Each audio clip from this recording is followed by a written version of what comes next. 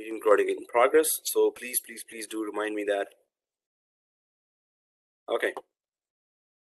Second thing is in WebEx, if you have created an account, I think you have to create an account, right, to join WebEx. So if you've created the account and you were part of this class, so WebEx console also has the video recording available there. But if it's not, then obviously I'll be sharing anyway.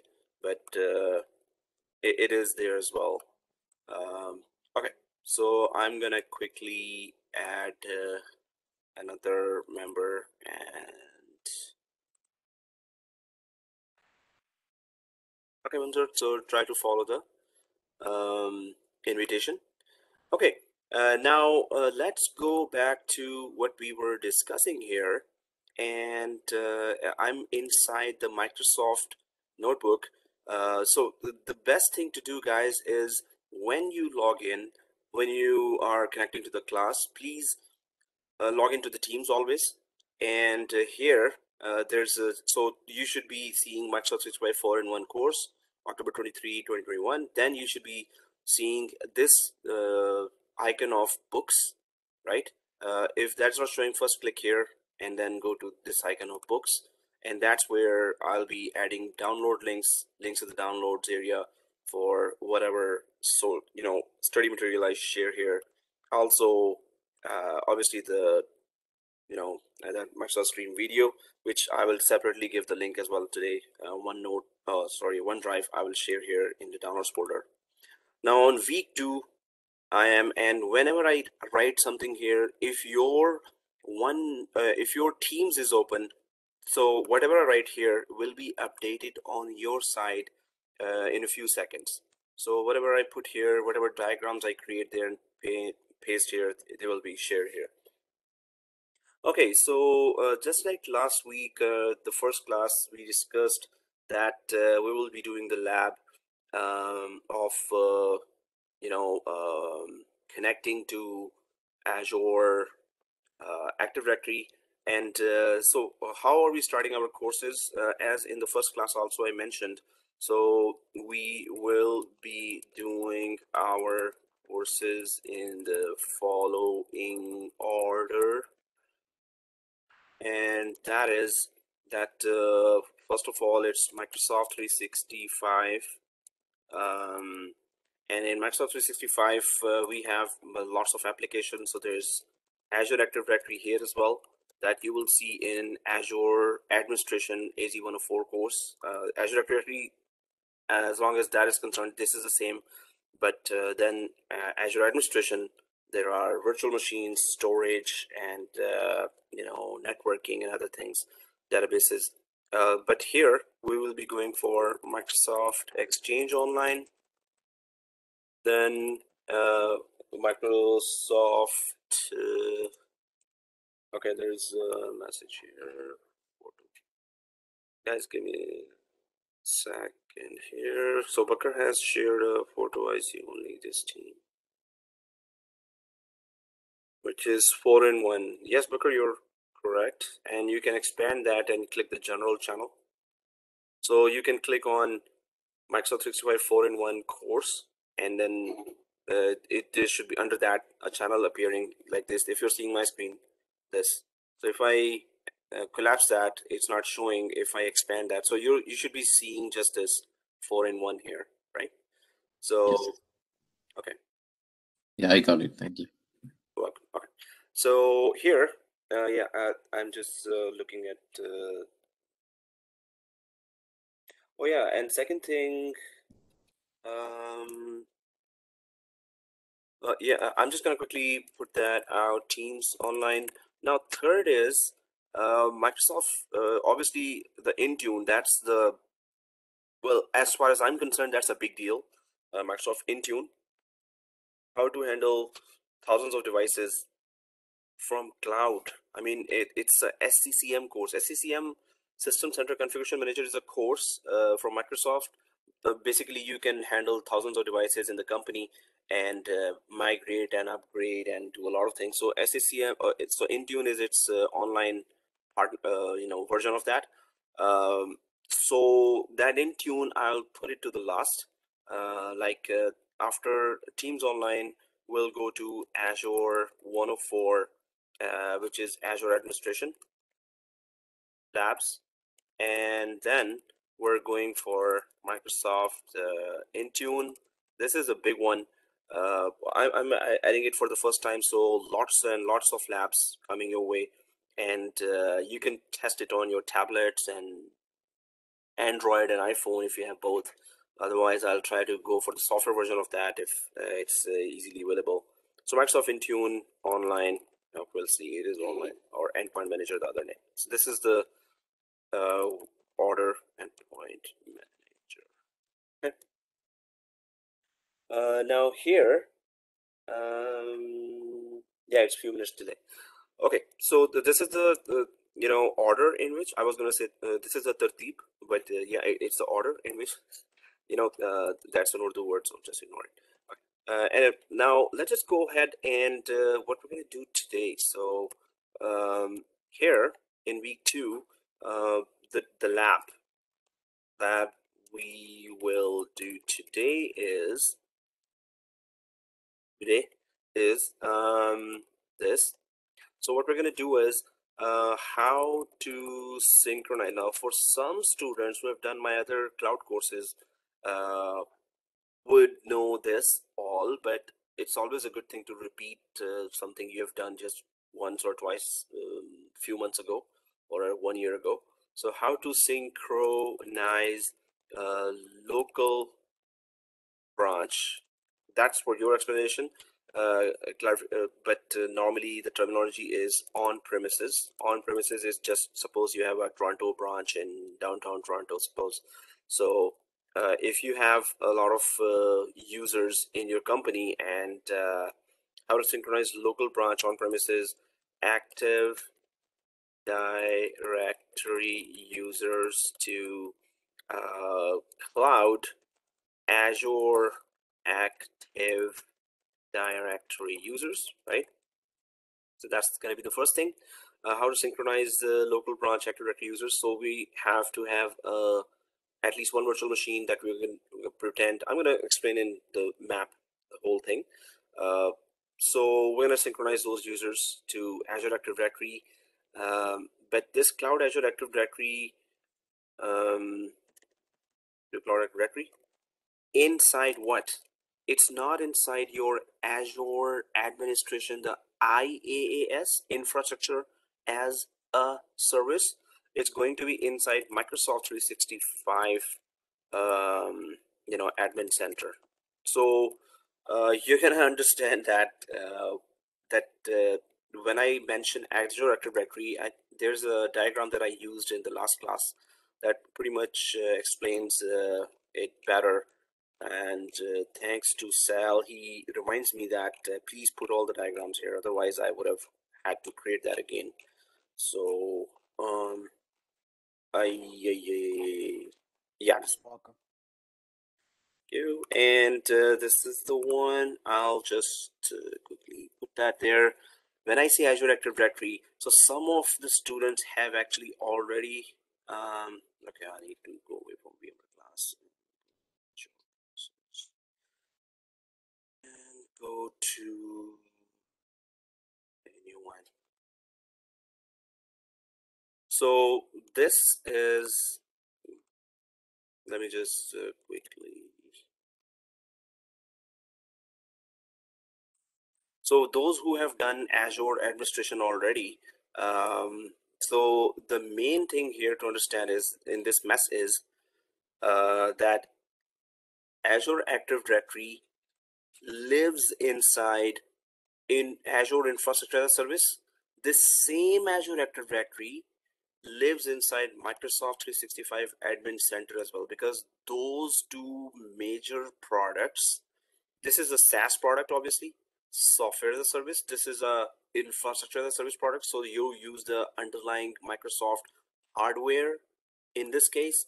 Here, obviously in the background, you're using still the hardware, but the thing is that uh, this is just software as a service. You don't have to install anything. It's just there. You log in and you start using it, right? But these main products need a security guard, right? These two main products need authentication need to offer authentication, authorization, and accounting, right?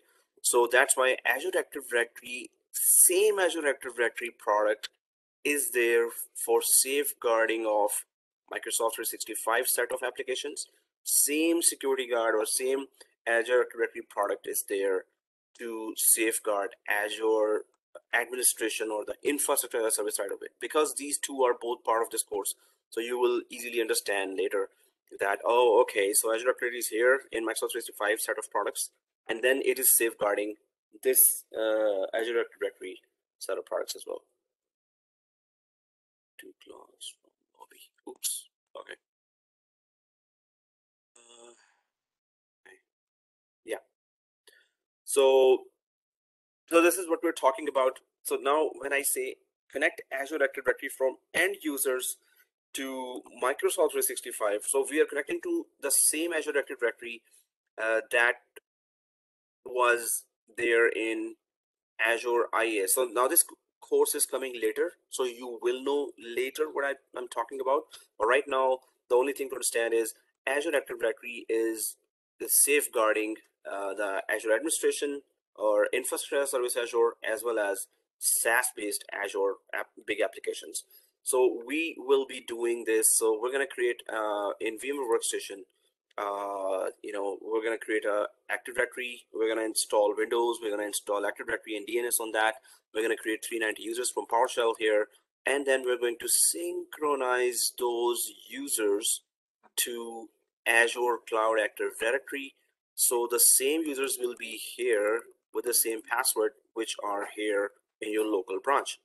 Now, this is part of the exam objectives as well. This is what you see in all production environments, that if they have hybrid environment, if they're not totally in the cloud, they will always have this kind of infrastructure where the users are actually synchronized. Username passwords are here in the local Active Directory, which are used to go to, if the local users want to use the file server, if the local user wants to use the print server, yes, or web server, WS, or whatever local applications are available with the same username password. Suppose the username is John and the password is some difficult password like 123. Okay, that's a bad example, but anyway, with the same credentials, the user is using the applications in the local branch, in the on-premises branch, and with the same username password, the user can use actually Exchange, email, Teams, and all other end user side of applications. So that's what we're about to set up today, and it's going to continue in next class as well. Main point, Azure Active Directory is available for Microsoft 365 as well as Azure as an infrastructure service, and it's the exact same Azure Active Directory with the exact same services, right? If we go back to day 2 here now, so I'll be creating a diagram now. So that's our first set of, this is Big Lab. How to synchronize local branch on-premises Active Directory users to Cloud Azure Active Directory inside Microsoft 365 centers. The second part of this lab is how to add a domain from a domain registrar as a tenant in Azure Active Directory. So I'm going to explain the whole scenario for that as well, because when the users have all been synchronized, so there's a sync going on, right? Suppose it's done successfully. So users have been synchronized. Now those users, when they reach here in the cloud, they are given a free domain ending with .on Microsoft, right? So that .on Microsoft free domain is it attaches to their name. So that, suppose John and John at, and then your actual company domain name here, and it ends with onmicrosoft.com, right? So this is unacceptable for any other company to do business with, because this is, everyone knows this is a free domain, And suppose John sends an email or shares a document, and the client sees that, oh, there's John. Yeah, we used to do business with him, and he has sent another email for us. Okay, oh, it's ending with a free domain that Microsoft offers on Microsoft.com. Maybe it's a hacker attack. I'm not responding to this email, so I'll contact John and say that, hey, is that your email? Why are you using a free domain here? So that's why we're going to, your company must have bought a domain. Suppose your company name is bitcoin.com, right? They are doing business in Bitcoin or whatever business they are doing, right? So John used to email or share files with their customers at john@bitcoin.com, right? So as soon as John username was synchronized up there in the cloud, I did not at bitcoin.com. Serious, that's a very bad writing. I'm writing with mouse. So John, you start the video. Oh, yeah, it's working fine. Okay, yeah, that was a shocker. Yeah, it's working fine.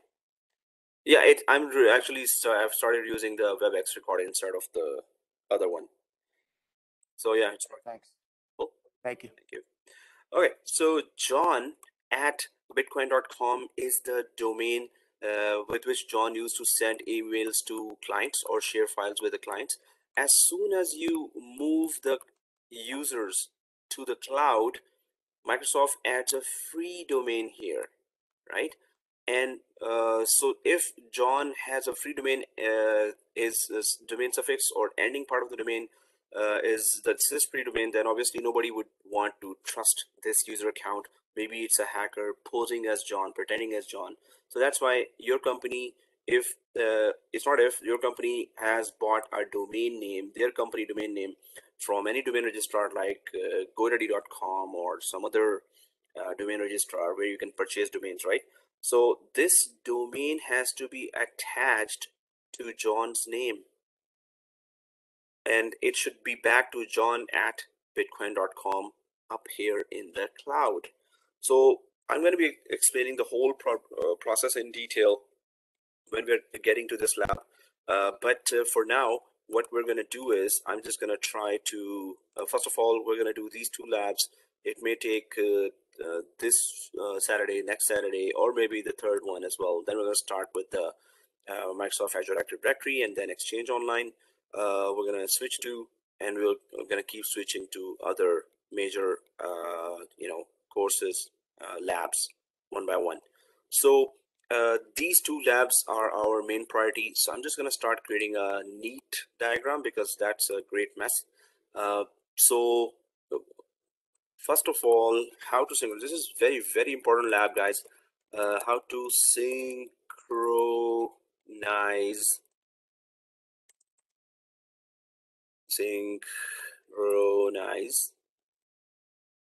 what's wrong with my spelling? Yeah, synchronize on-prem users to cloud. So that's the name of the first lab, and on-prem premise users to cloud, to Azure Active Directory, right? And when we talk about Active Directory, what is that? So, authentication, authorization, accounting. Just a reminder, sometimes it's been forever since we talked, some of us may have talked about Active Directory. So it's just authentication, authorization, and accounting. It's a security guard. Now, what our plan is that we're going to create a branch. We're going to pretend we have a branch, and we'll call it Toronto branch. And there we suppose you have 500 users, 1,000 users, 10,000 users, so whatever number. So we'll pretend that we have here a server, a virtual machine. In our case, we're going to install a virtual machine inside VMware Workstation. And that VMware Workstation, last week I requested that please install that VMware Workstation so we could use that and install our virtual machine inside. Now, okay.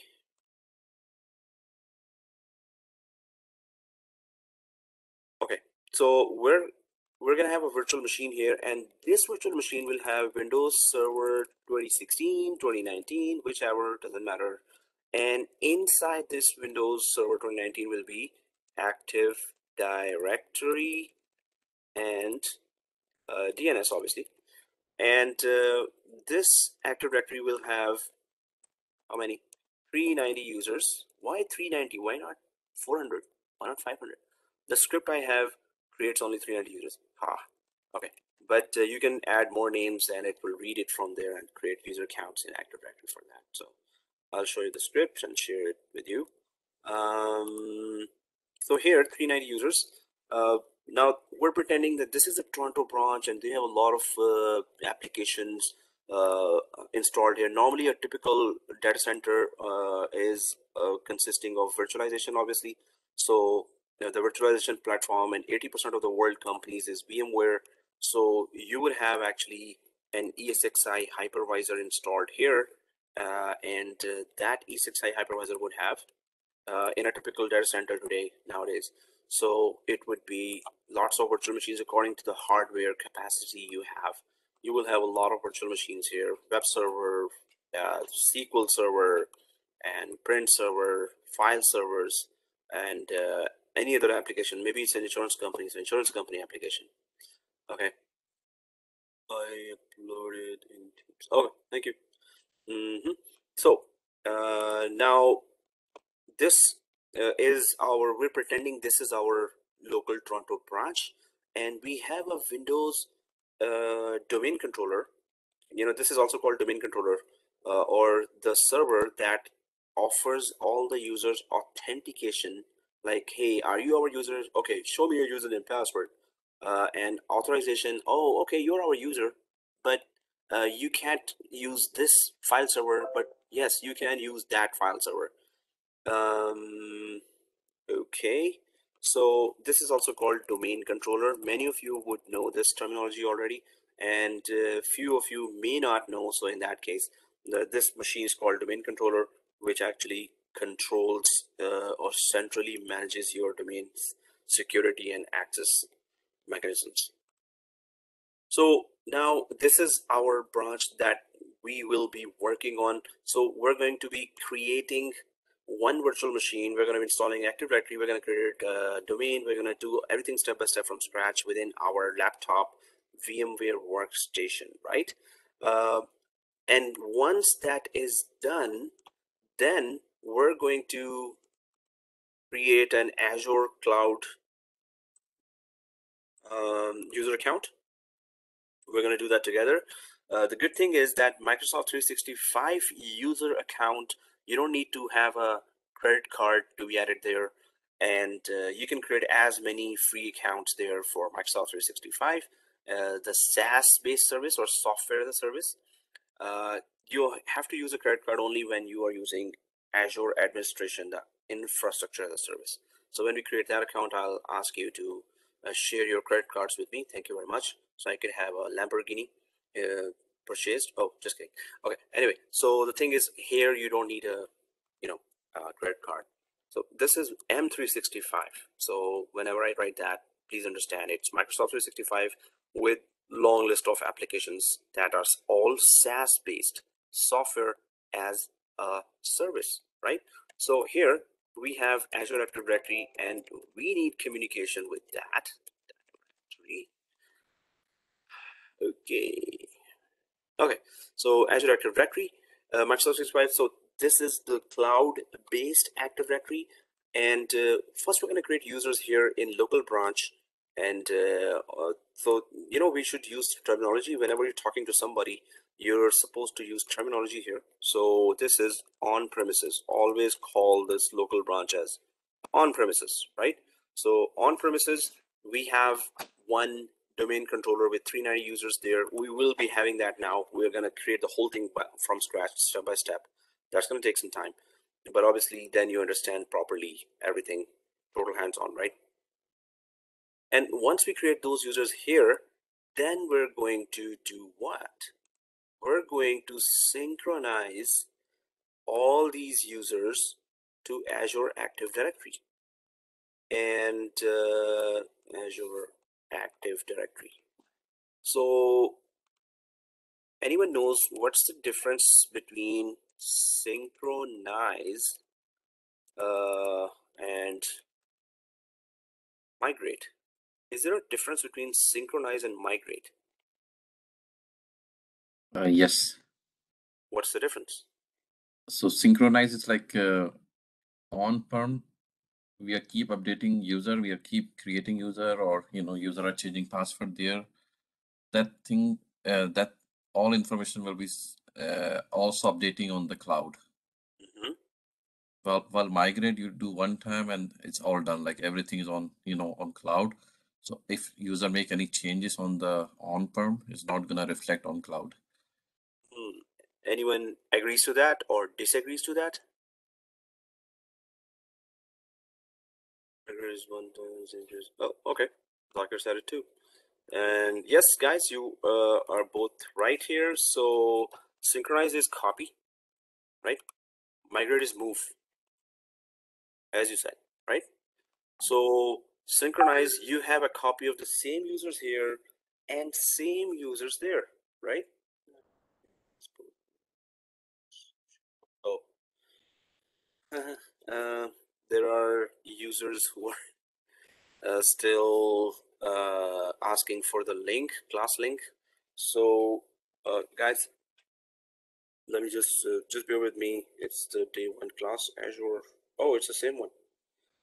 Hassan joined using groups link. Okay. I have given that link here. Here's the meeting. Sorry guys, just a sec. Hassan, please click this. Oh,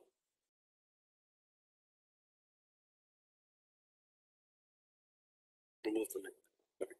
Anyway, so yeah, we were talking about the synchronization move. So if it was moved, it definitely there will be no users existing in on premises. But if it was synchronized, so the users will still be there. The when we say users, so it is what?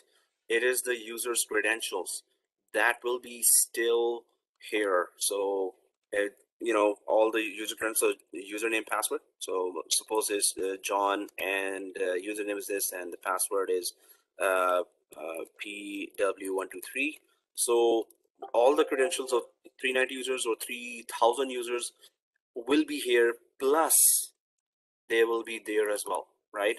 So all now the other important thing is why there are the same usernames and password here and why they're there as well. Why not? Why don't you just move it? So yes, we can move that too, but the thing is, oh, okay, there's something going on. So um, oh, I'll reply to your conversation in general. Oh, there's conversation going on here. Oh, anyway, so as we were talking about, Go to activity. oh, Activity. activity. Where's the activity? Activity. There's a red circle Oh, okay. on the far left. Okay. Oh, cool. Thanks. So you got the. Did you upload the files Yeah. in the Everybody files area, has it. right? Yeah. Man, you're great. Thank you. No problem. No problem. Okay. So here, so when we reach there, definitely I'll then tell the users to come here and check the files shared.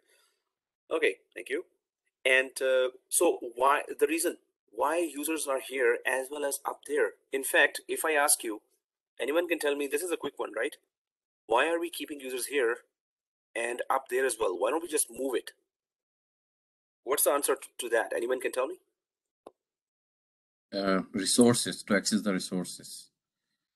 Okay, so the users still need to access local resources as well as the cloud resources. Exactly as you said. So it would be Outlook, because that Outlook is up there, and SharePoint. Now I'm talking about the end user right now. We are the administrators, right? We are learning administration here, but end users will be going up there to access their end user side of applications. That would be Teams, the end user side. and lots of other applications that they can use that are connected to Teams, like if they're using Yammer, OneDrive, obviously. So there are many long list of applications that they can use, right? But the end user wants to use the same set of username password here, local, and same set of username password up there, obviously, because if you're telling users, hey, you have to use a separate username password here and you have to use separate username password here, so end users try their best to not learn anything. Okay, I'm just kidding. But anyway, there are many users who are not tech savvy. They're not very technical, right? So they keep on asking again, oh, what was my password up there in the cloud, and what was that here? Okay, so why don't you have just the same password here and here, right? So it will resolve the end user, because they may be bankers, they may be insurance brokers, so they're not supposed to be tech savvy. We are tech savvy, right? We are supposed to offer the technical help. So keeping one password up there and down here is a very good thing. Again, not getting any updates on my Teams. That's Jahangir Alam. Jahangir, I've added your email there. You can click general, Jahangir, and then Jahangir, if you're seeing my screen here, or Bakar, you can also mention. Jahangir can see till here. So if Jahangir can click this general, and then see this Microsoft 365 4-in-1. If you click that, so you should be seeing update, and then you should also click this book icon here, right? So you should be able to see all that. Oh, nothing happens. Then I have to add you again, Jahangir. Well, I added quickly all the users, guys. Let me just resolve this. So I'm just gonna remove Jahangir. You can just share your email whenever you're ready, and I can just remove you and add you again, right? Yeah, that's the Jahangir. So you can just click, and otherwise refresh here, and then join again. So I'm going to remove your email, and you can just share that email again, right? In the chat, and I'll just add you again quickly, right? So when you put your email there, I'm just gonna add you, and then you can see. Hopefully you can see all. Okay, there you go. So I'll just be quick, guys. Sorry, it's the first and second day. It happens that we have to just cheat sheet a little, but after that, throughout the course, we have then no issues. Well, supposed to have no issues.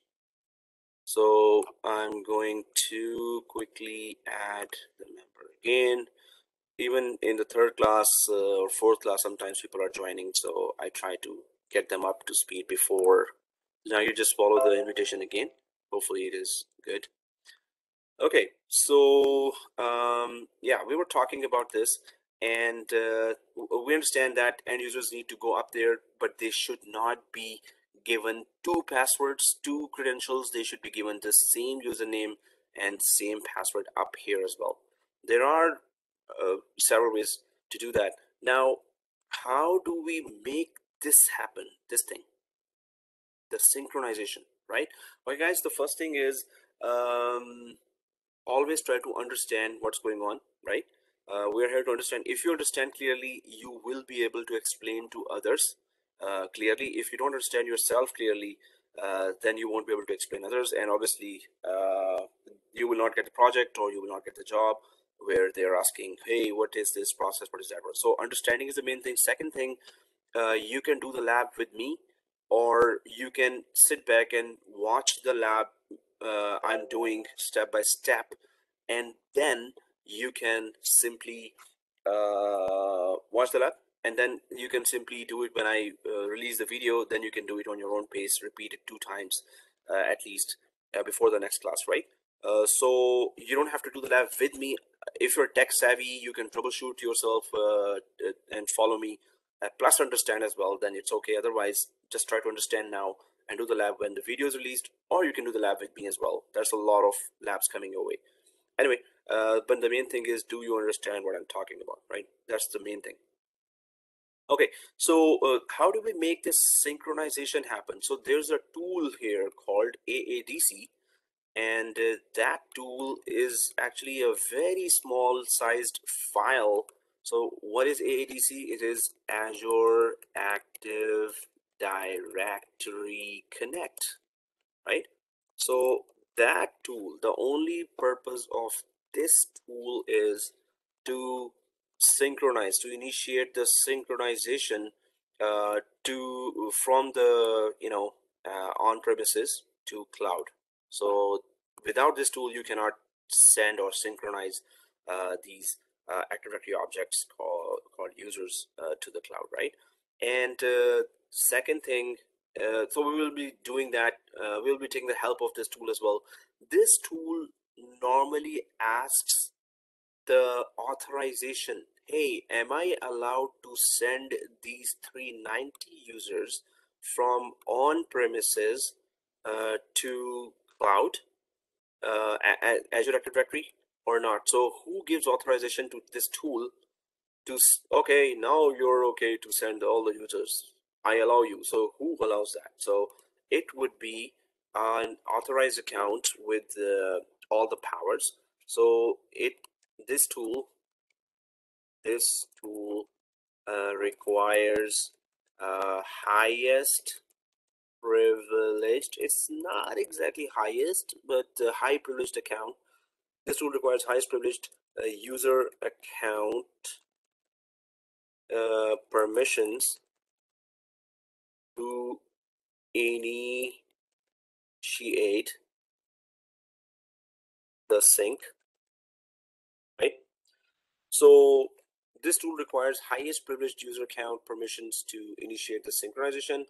And what are those, what are the accounts there? So in the cloud, so the two accounts in the cloud are highest privileged account, user account in the cloud is global admin. So this account, just like Microsoft environment has administrators security group, right? So that's whichever user account is added to the administrators security group in Active Directory has the highest privileges, right? So up there in the cloud, you have global admin that has the highest privileges there, right? And the second thing is that obviously on premises, so in the cloud, this is the cloud highest privileged account in the cloud is, and here, and in on premises, the administrator, the global admin is a group name, it's not a user account. Highest privileged group or role, sorry, user account role. This is a role in the cloud is global admin. In on premises, the highest privileged, the administrators security group is the highest privileged, right? Whoever is part of this uh, will be able to allow anything to happen, right? Whichever user account is part of these, the role in the cloud. Suppose you create a new user and you give this role to the user John in the cloud, right? So if user John is given this global admin role, user John can do anything in the cloud. That's the topmost. And here, any user account is added to administrator security group on premises. So that user can do anything here: allow, delete, modify, change, migrate, anything, right? So that's what we need to know from there. Now, overall, again, what's the purpose of all this? The purpose of all this is um, to work on a scenario. What scenario? That and this scenario, either companies will face that very soon, whoever decides to go to cloud, or will have already done this. And suppose you know this process of synchronization, and the company already has that in place when you join the company, and they say, oh, somehow synchronization is not working. So if you have done this process from scratch, you will be able to troubleshoot that, right? So either you will be asked to do it, or you will be asked to troubleshoot it. So you need to know this process inside out, no matter what, right? And it's our exam objective, and pretty much in every company who has Microsoft 365 and on-premises, right? So they have this already. It's not like they will have, they may have it. That's the only way that they can synchronize. Okay, so the whole scenario is that this on-premises company has decided to put the users, synchronize users in the cloud, and so the users can use cloud resources as well. And today's lab is how to synchronize on-premises users to on-premises Active Directory users to cloud Active Directory, right? Okay, that's a very good question from Bucker. That is this synchronization two-way? So by default, it is one-way synchronization from on-premises to Azure Active Directory. But if you want the synchronization to happen backwards, then it's a manual process. If you want the synchronization of, so suppose you change the password of user John here, right? User John's password no longer is this, it's PW365. User John decided to change, or the admin changed that password in the cloud actually, right? So now, yes, you can actually send that information back there because the same user John is using the same credentials up there and down here. So if up there the password was changed, it has to be synchronized down here as well. Normally the best practice is any user who has been added on premises and in the cloud as well. So first go to that source where the user was created. Suppose user John was created in this Active Directory, right? So user John password should be changed here first, and so once you have configured the synchronization, every 30 minutes automatically whatever changes you have done are synchronized up in the cloud. Every 30 minutes automatically, it's happening already, but that the direction again is only this way. You did some change here. Actually, you can do very limited things here in the cloud for those users which were synchronized from on-premises to cloud. Normally, the best practice is go down where they were created and make the change and then synchronize because it's automated. But if you have made a change here, then yes, we can manually initialize it. By default, no, it does not work that way, and it's not supposed to, right? So by default, it does not work that way, and so we have to just check it out. Okay, so what we are going to be doing is, if there are any questions, let me know. I hope you understand the main purpose of this, and the main purpose is here that we need to synchronize the on-premises users. So we need to create a on-premises environment now. Last class I asked you, please have Windows Server 2019 ISO downloaded. I shared that link as well, URL. You can just go to the downloads area and just simply download. I also asked to download the VMware workstation and install it. So I'm expecting that you have the VMware workstation. Those who are following, those who want to understand properly first and then follow when the video is released, then that's also good. And throughout the week also you can ask questions in WhatsApp. Hey, teach, what about this, what about that? Oh, I'm stuck here, what do I do? So we are all here to help each other.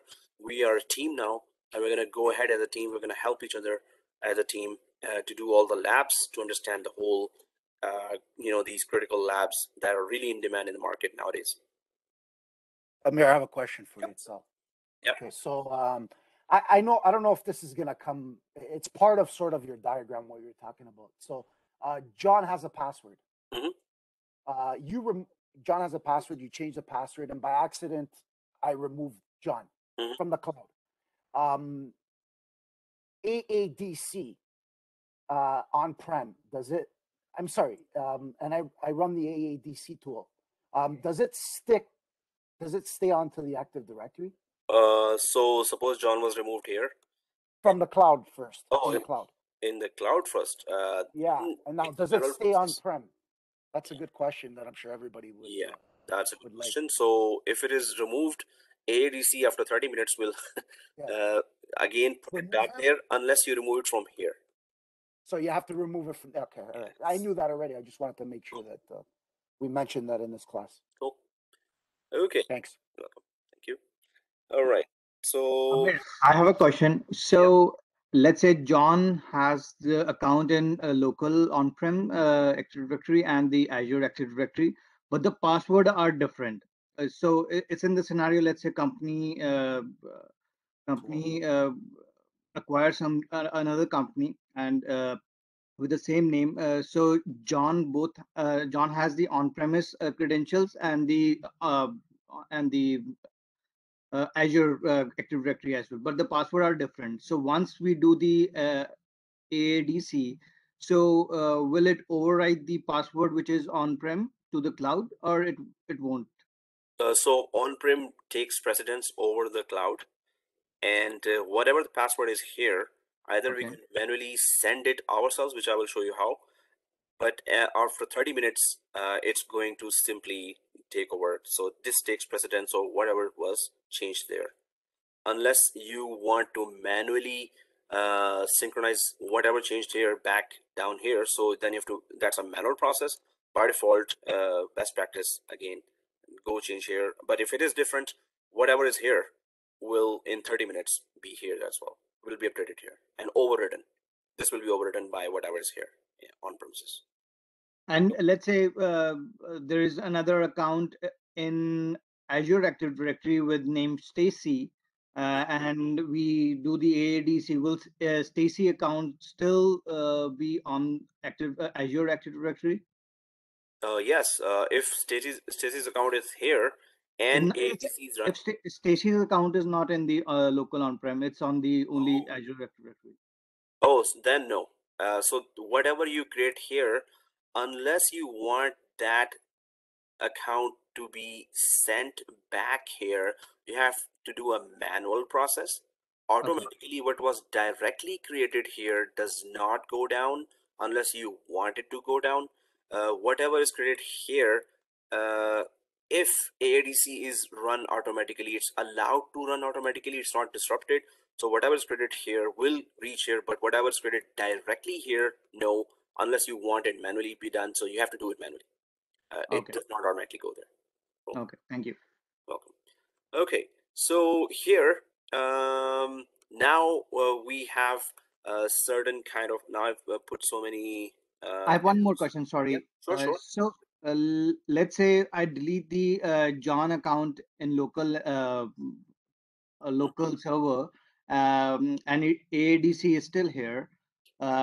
So after 30 minutes, it will sync. Will the John account, which is in the Azure Active Directory, will it be deleted? Yes, exactly. Whatever you do here happens up there. If this runs, yes. So it will be deleted up there as well if it was deleted down here. In fact, I'm going to prove that in the lab as well. What about the mailboxes and the other things which is in Azure Microsoft 365? Like so if the account is gone, the mailbox affiliation is gone, everything's gone for that user. Oh, okay. So we're talking about the user that was synchronized from on-premises to cloud, right? Okay. If the user account was directly created here, obviously you have to manually delete it from here, then everything goes with it. But whatever was here, obviously it's gonna update first, and once it deletes, it has no connection to these guys as well anymore, these services that it was using. So delete means, yeah, gone, everything gone. So let's say when employee leaves, so generally we convert the mailbox to the shared mailbox, and we delete the user account from the local on-prem domain controller. So will the shared mailbox will also go? Shared mailbox would be for online user accounts. It will be easily done. But on-premises account, you will now see that huge amount of stuff we cannot do directly here. So shared mailbox, we have to check once we have put it in the Exchange license, we have given an Exchange license to that, and then convert it to shared mailbox. If first of all, we need to check that can we even convert it the shared mailbox or not. But if it is converted to shared mailbox, then deleting that account here, although it's the same account that has that mailbox type is converted. Now this account's Active Directory object, if it is gone and it is connected to shared mailbox here, so shared mailbox will be also affected by that, right? Because the SID, security identification is the exact same, right? If the SID here is deleted, obviously that SID was used to create or convert it to shared mailbox, so definitely it should also be deleted, or it should also be ineffective. If the name is still there, it won't really work at all. So usually how the company works, so let's say employee leaves the company, and how do they, because they have to either deactivate the account from the local on-prem and take all the data, which is either mailbox, OneDrive data to some place. So how do companies usually do? Yeah, so offboarding. So offboarding, you just disable the local user account there, and then convert its mailbox to shared mailbox. Amir, it's Sal. Amir, it's Sal. I want to continue with the class. Vibhu, if you want, after the class, I can show you what to do. Yep, and we're going to be doing that lab in Exchange Online as well. But if you're showing it to, who's asking questions, so sure, you guys can separately connect together. Vibhu, I'll show you what to do. All right. Sure. Okay. Cool. Okay, thank you guys, and let the questions keep coming, and that would be great for others to learn as well. And let's go ahead. What we're trying to do, I've explained already. Now we need to actually implement this step by step. What we will be doing first is to create our local environment. Again, those who are kind of slow, all slow students are also welcome. Just that I need to finish our topic in one day, right? Or specific topic in a day. Suppose we are troubleshooting during the class, so we won't be able to go ahead, and there are 4 course stunt that I always do here. So let me finish then the whole topic, and then we can help you afterwards if you're really stuck and you cannot go ahead. It's not compulsory to finish the lab with me during for the duration of this session today. You can always wait for the video to be uploaded and then do it together. Maybe connect together over the WebEx or anywhere else, any other way. And during the week you can do the lab together, and let me know wherever you're stuck, and or put it on WhatsApp with screenshots, and we can all help you, right? So it's not compulsory to follow me right now, do the whole lab, but understanding is the main compulsory thing here. That do you understand what's going on here, right? Okay, so yeah, it's on Teams as well, so we can also communicate there. Now guys, what we need to do is this first phase here, and that is we need to create an on-premises branch infrastructure. And the only thing here we need to do is just to create one virtual machine that will have Windows Server 2019, Active Directory, DNS, and 39 users installed here. And this machine needs to be connected to internet. So I'm just going to start from scratch. Obviously, I'm expecting those who are following now and those who will be doing those labs during the week and repeat them as well. So you should have already installed a VMware workstation. And let me now go to another diagram where we're going to start step by step. So we're creating the first branch here. Well, that's the only branch. It's not like first, second, third branch. So on-prem, let's just create that quickly in our laptop or desktop on premises. And then here, now what we're going to do is we're going to open VMware workstation. We're going to create one virtual machine, and that virtual machine will have Windows OS Server OS 2019 or 2016. And we're going to give it CPU equal or okay 2, and RAM we can give, I have a laptop 32 GB RAM and i7 quad core processor. So my suggestion is to get a good hardware if you want to survive in the field of IT. It's always a good thing to plan. If you don't have it now, it's okay, but try to plan to get a good hardware. There are some people I can refer. Otherwise, go to Kijiji, go to eBay, and check for any refurbished or used hardware that has i7 quad-core processor, 32 GB RAM, and 500 GB minimum SSD drive, SSD, super slow drive. No, solid state drive, right?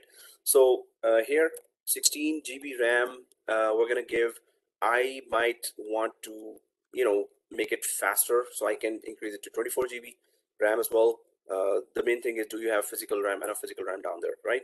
And here, we will be connected, so internet has to be there, right, for this machine. So these are the things. Now I'm going to start the process of creating a virtual machine. We're going to install Windows 2019 with a specific VMware configuration, virtual machine configuration. And then I'm going to show you a workaround here as well, which I'm going to explain while I'm doing the lab. So you don't have to really do the lab with me, but if you are you want to do the lab, you're most welcome. It's just that, are you good in troubleshooting? You can also ask me quickly, oh, I'm stuck here, what to do? I can quickly share you with you something. Okay, do this, this. But if you're stuck a bit longer, then let me finish the lab, right? So we could have a complete package in the video recorded, then you can always follow it anytime and ask questions about it during the week as well, right? Okay, so this is on premises. Let's configure that first and then go to cloud and configure that. So as we configure, I'm going to keep on drawing here so you will understand where we are and what we're doing and why we're doing, right? The most important thing is why we are doing this, and then how to do it. Obviously, the second most important. Let's go ahead. And where's my VMware workstation? So Windows D, and I'm going to go for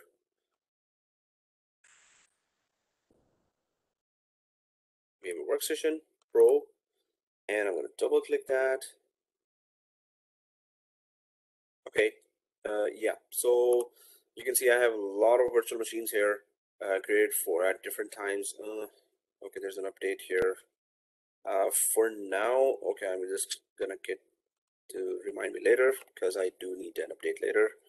Okay, so I'll just go for first. I'm gonna check the what's my hard disk space. So I'll go for 31 GB here, 27 GB here. Yeah, I'll survive. Okay, that's good. And so this is my VMware workstation. I'm going to click the home button here. I hope majority of you have used the VMware workstation before. Otherwise, obviously, you can just install that VMware workstation and help about VMware workstation. So this is 16 professional version. So it's pro, right? Don't go for player. Don't go for player. Okay. Anyway, so that's first thing. Second thing is I'm on the home button. If you don't see that home button, sometimes people close this. So you can go to file. You can go for new virtual machine here as well, or home button and then go to new virtual machine, right? So I'm just going to click that new virtual machine here. And it's typical, so it's okay. Next. And then,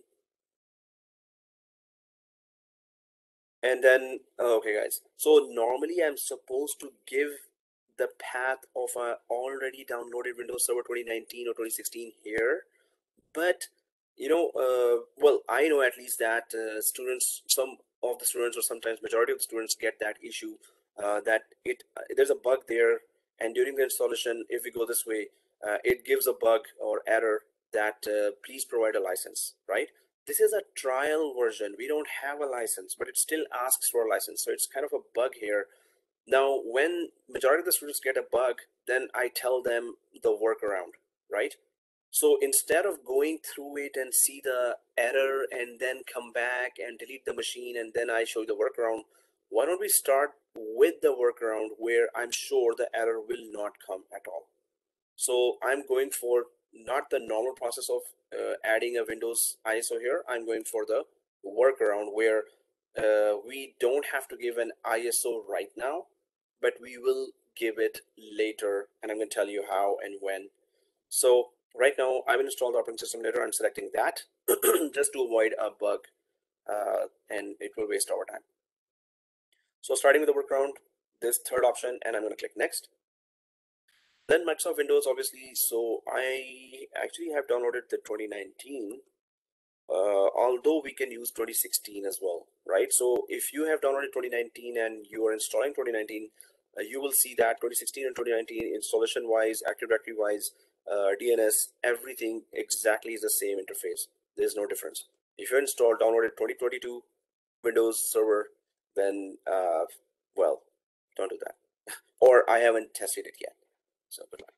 Okay, anyway, 2016 I'm selecting here. I asked you to download 2019. Yes, it's exactly the same.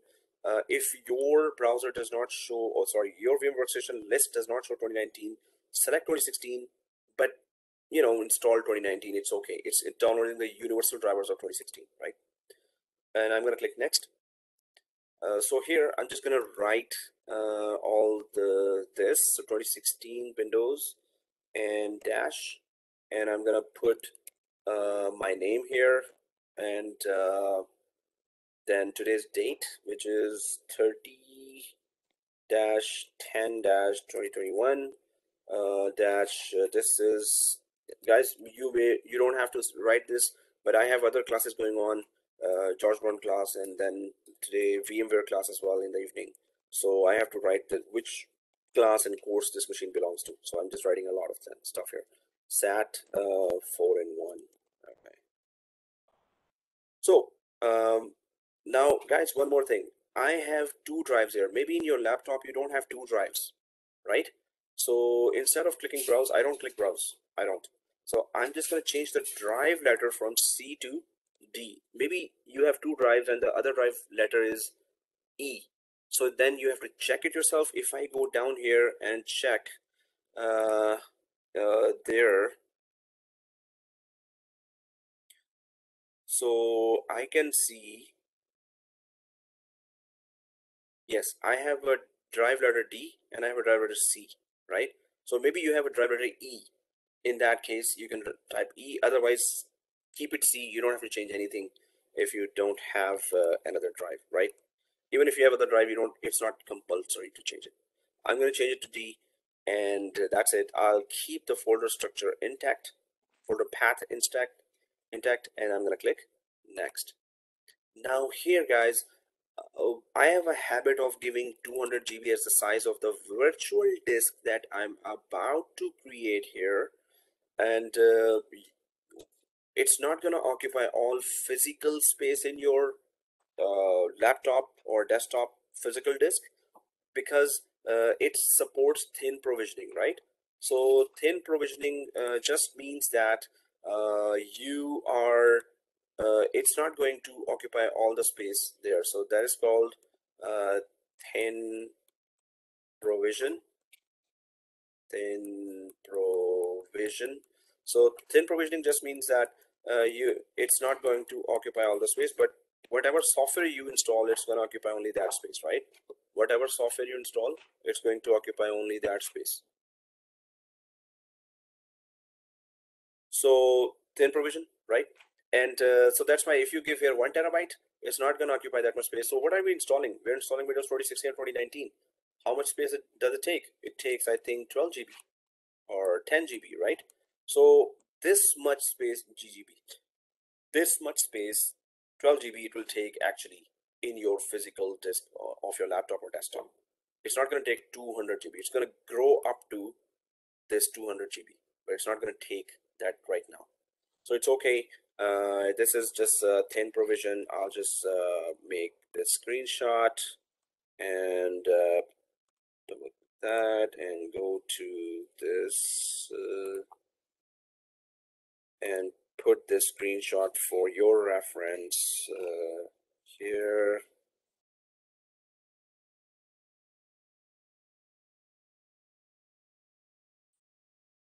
Okay, so 200 GB. Now here, store virtual disk as a single file, store virtual disk as multiple files. This just means that you have either this virtual disk, you want it to grow as a single big disk, right?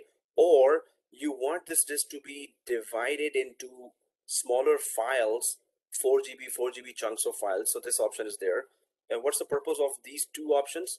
The purpose is that if this one disk grows up to 100 GB, right? One single file 100 GB. When you're copying it over the network to another machine, it might not, if there's a bottleneck on the network, it might not get copied properly.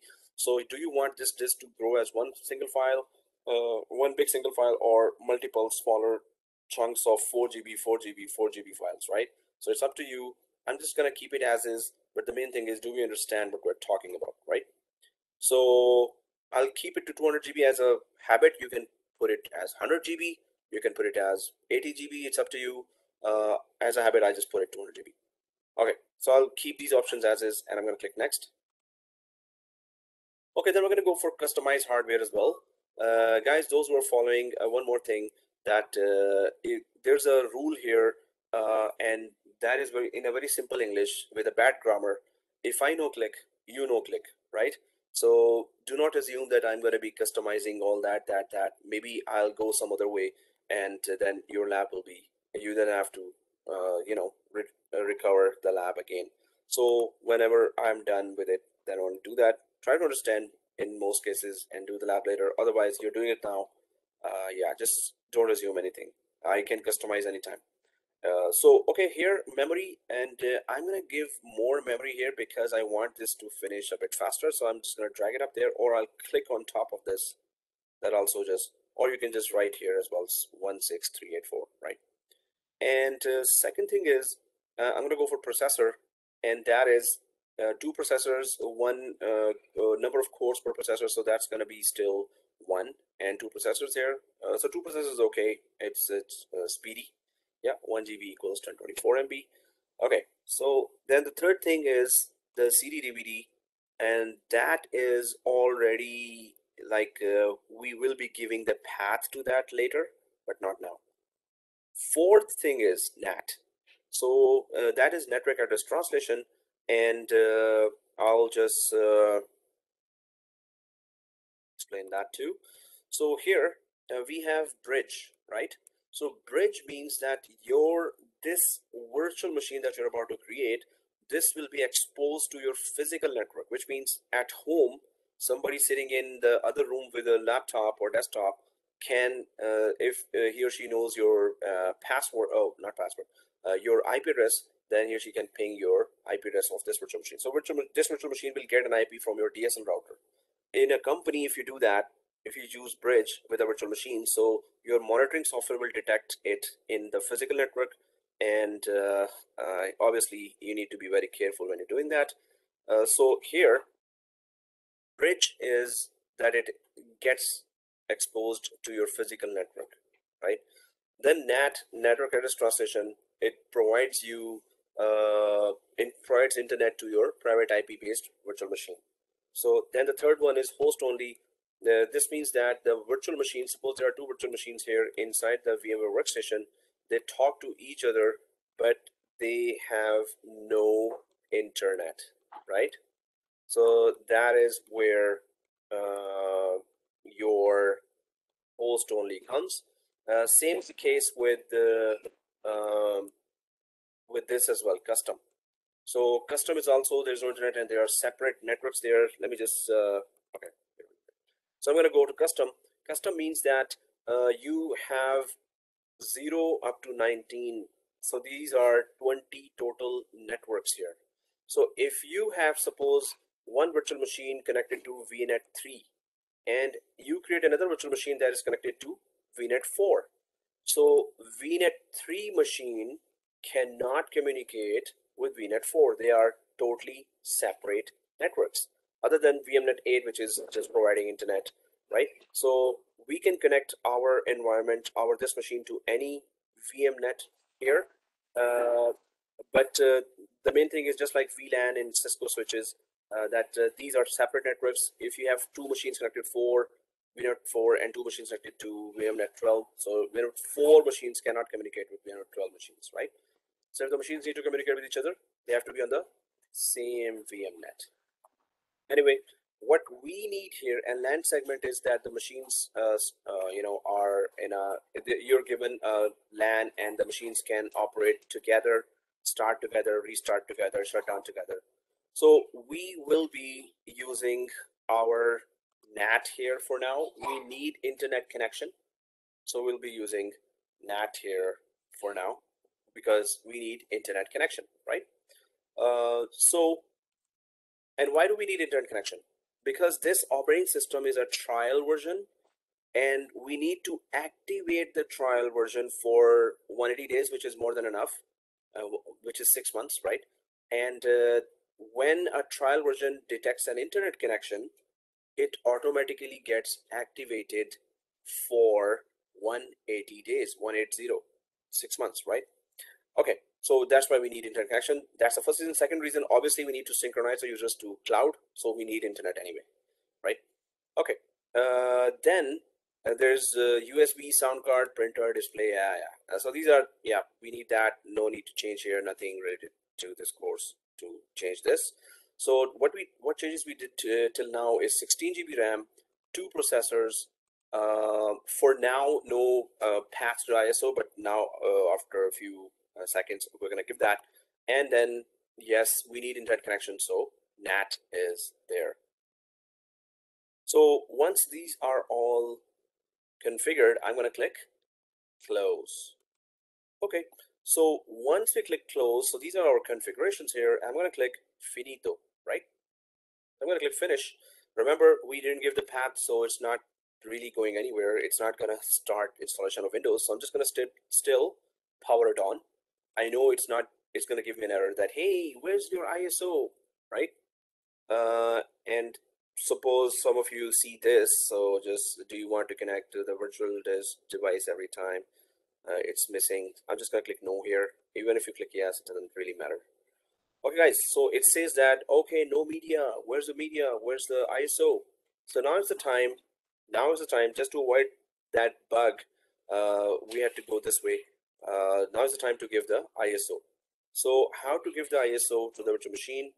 I'm going to right click on the white area here and then go down to settings here, right? Once I go to the settings, while this is started in the background,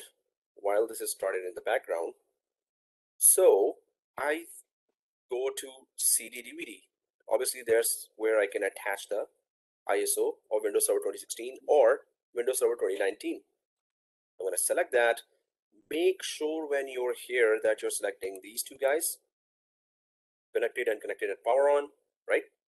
And second thing is, there you go, you need to give the path of ISO that you have downloaded, and that link I gave you in the last class.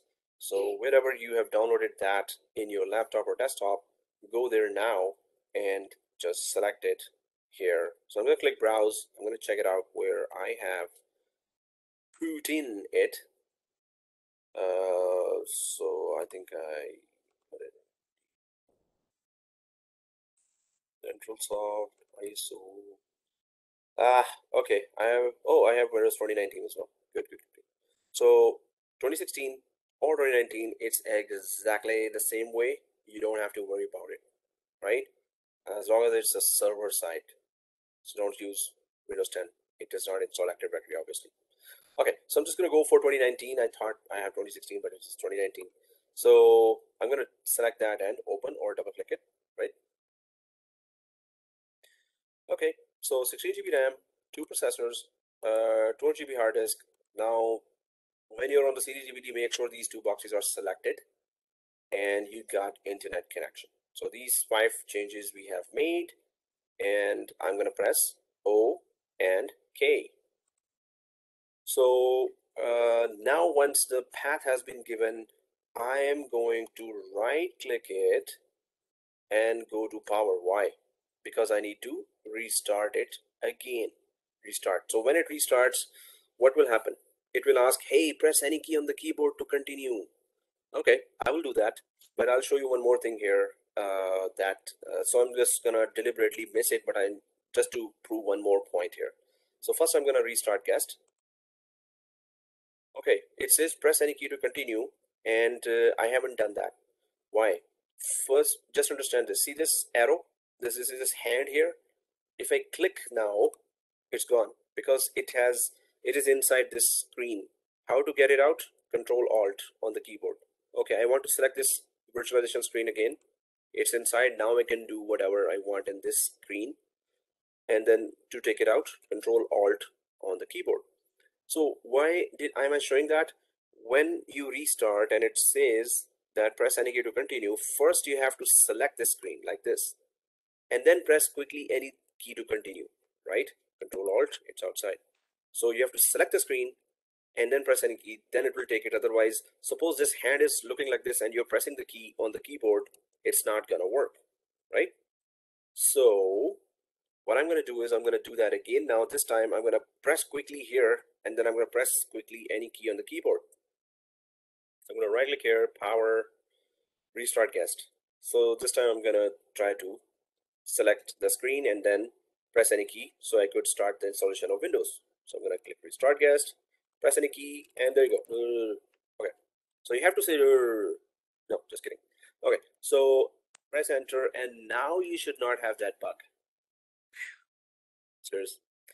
Okay, that said, guys, I need to move into my 2-monitor room because my kids are awake and they are really busy in playing games.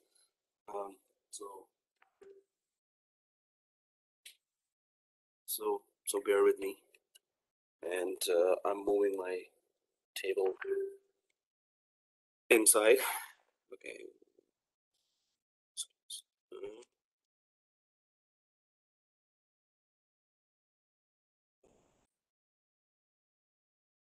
So join it. Oh, one student is asking what time is the class. Okay, anyway, guys, I'm just moving inside. And, I don't drop my laptop. Ouch.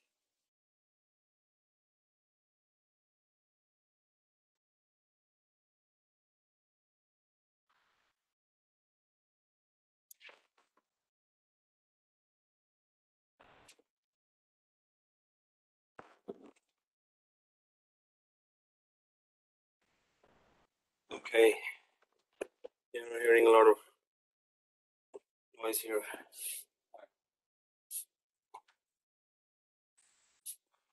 All right, finally. Okay, sorry.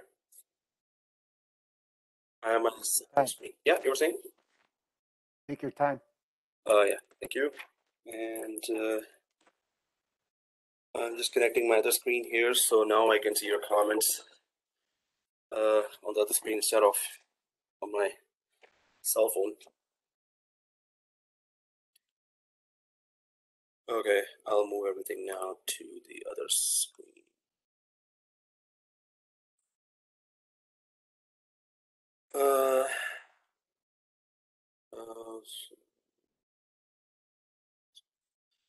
Oh, okay. Oh, wow, good. So I'll follow that. Okay, other than that, why, Israr, are you connected? There's another student who thought that the class is starting at 10. Chat, what's the chat? Okay.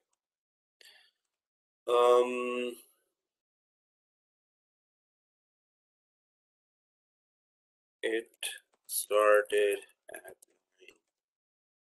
9.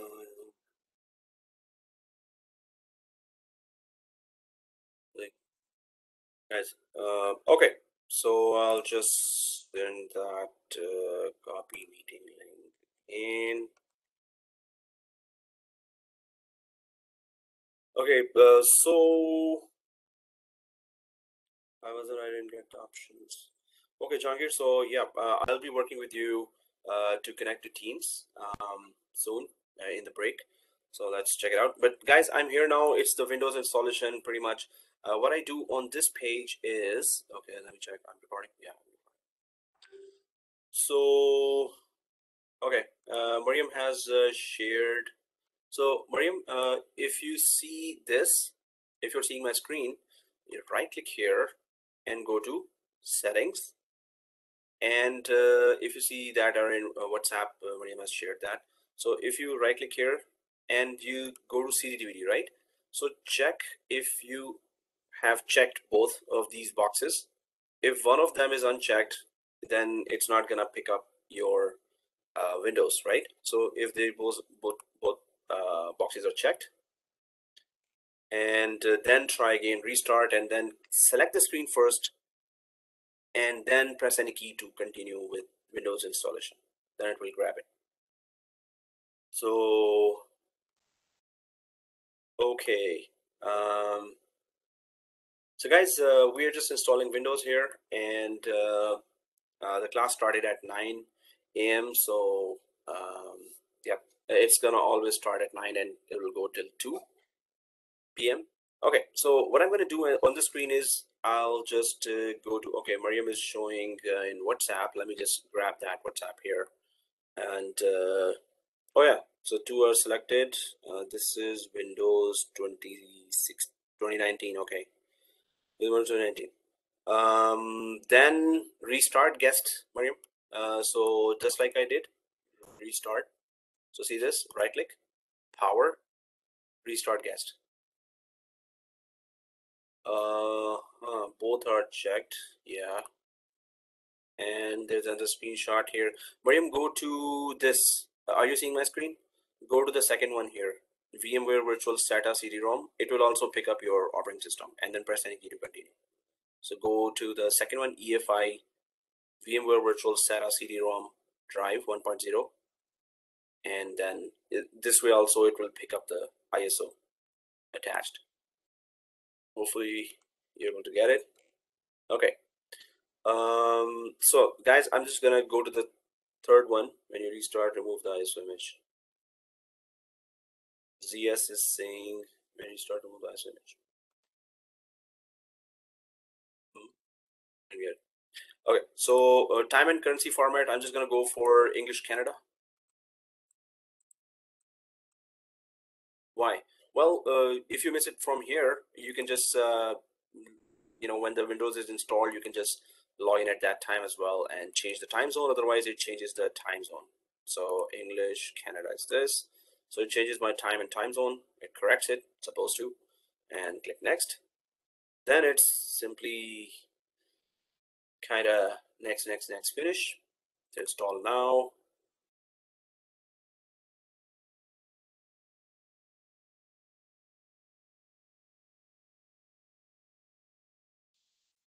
Right. So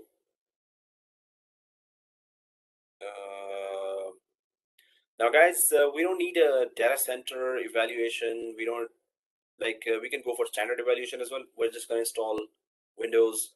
We're just going to install Active Directory and DNS. That's all. Nothing much. So standard evaluation is okay, but not the first one. This is the PowerShell based, right? Command line based. So we're going to go for the desktop experience. We're going to go for the desktop experience. Since the recording is happening, so you won't miss anything. You will get the recording. The desktop experience, and then click next. Even if you select your data center desktop experience, it's okay. It doesn't really change anything. We will be able to install Active Directory DNS anyway. Accept the license terms, right? We must have installed that before as well, right? So we're not upgrading from anything, so we're going to go for custom install Windows only. All right, so here we have drive 0. So yeah, we're not making a partition of that, so I'm just going to click next. Then it starts the installation. Okay, now if there are any questions from anyone, Jahangir, you were able to select, you see the teams. Also, Mariam, you were able to go ahead because there's an installation going on. Now we can tackle questions as well.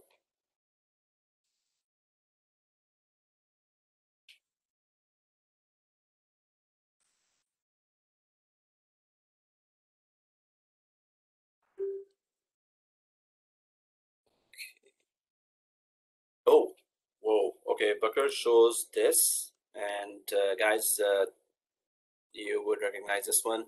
So Booker, you can shut down your machine, go to BIOS of your laptop or desktop, and then enable the Intel VT or the virtualization option you have to enable. If this is the first time you're trying to run, you know, that virtualization or virtual machine, so in your laptop, so you have to go to shutdown and BIOS. So if it's a Lenovo machine or if it's you know, IBM, you need to check how to go to the BIOS and then enable the virtualization. Normally it's a YouTube it or Google it, and there will be steps for different models. Thank you. Okay.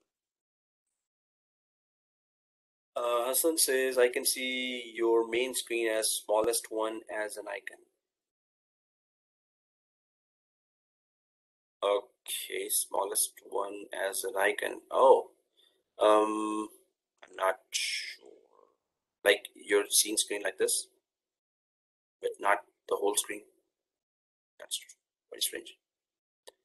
So you can log off, log in to the WebEx, I guess.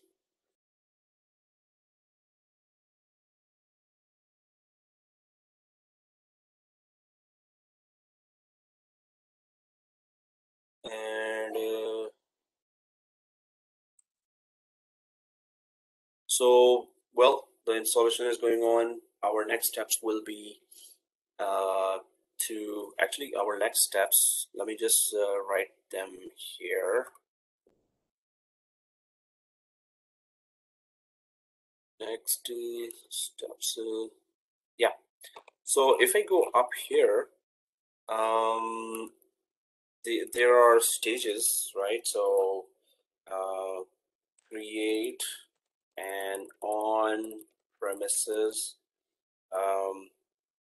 environment or infrastructure, and in that we're just installing one machine. So open VMware workstation, install, configure the first VM, start the installation. Oh, it's not moving.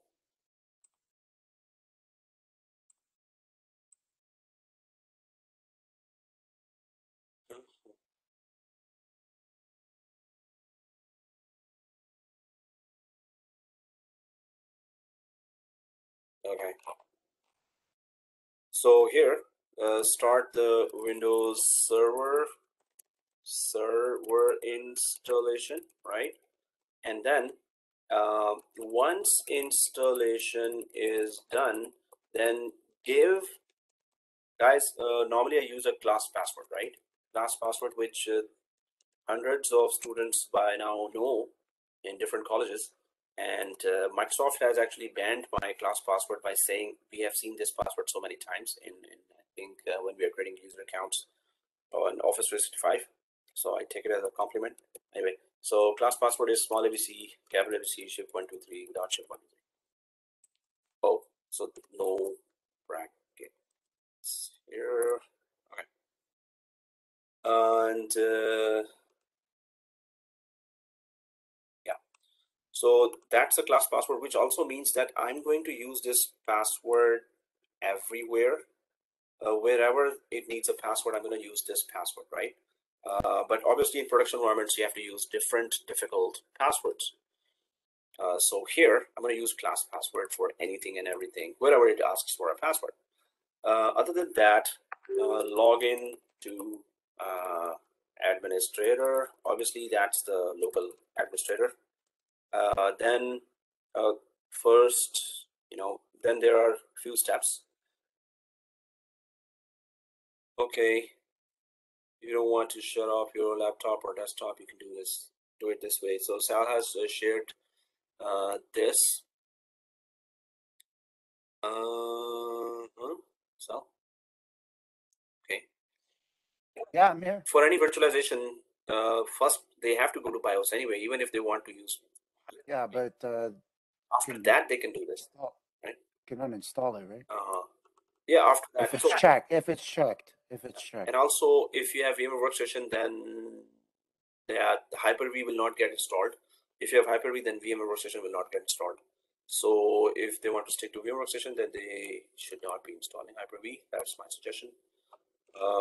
Okay, but here, log into administrator, guys. So after that, then we need to install VMware tools. Okay, install VMware tools. Rename the VM to Win01, and also check the time zone. Also, there are a few things that will help us do the lab properly. Otherwise, they're going to be a pain later. So check the time zone, change the power options.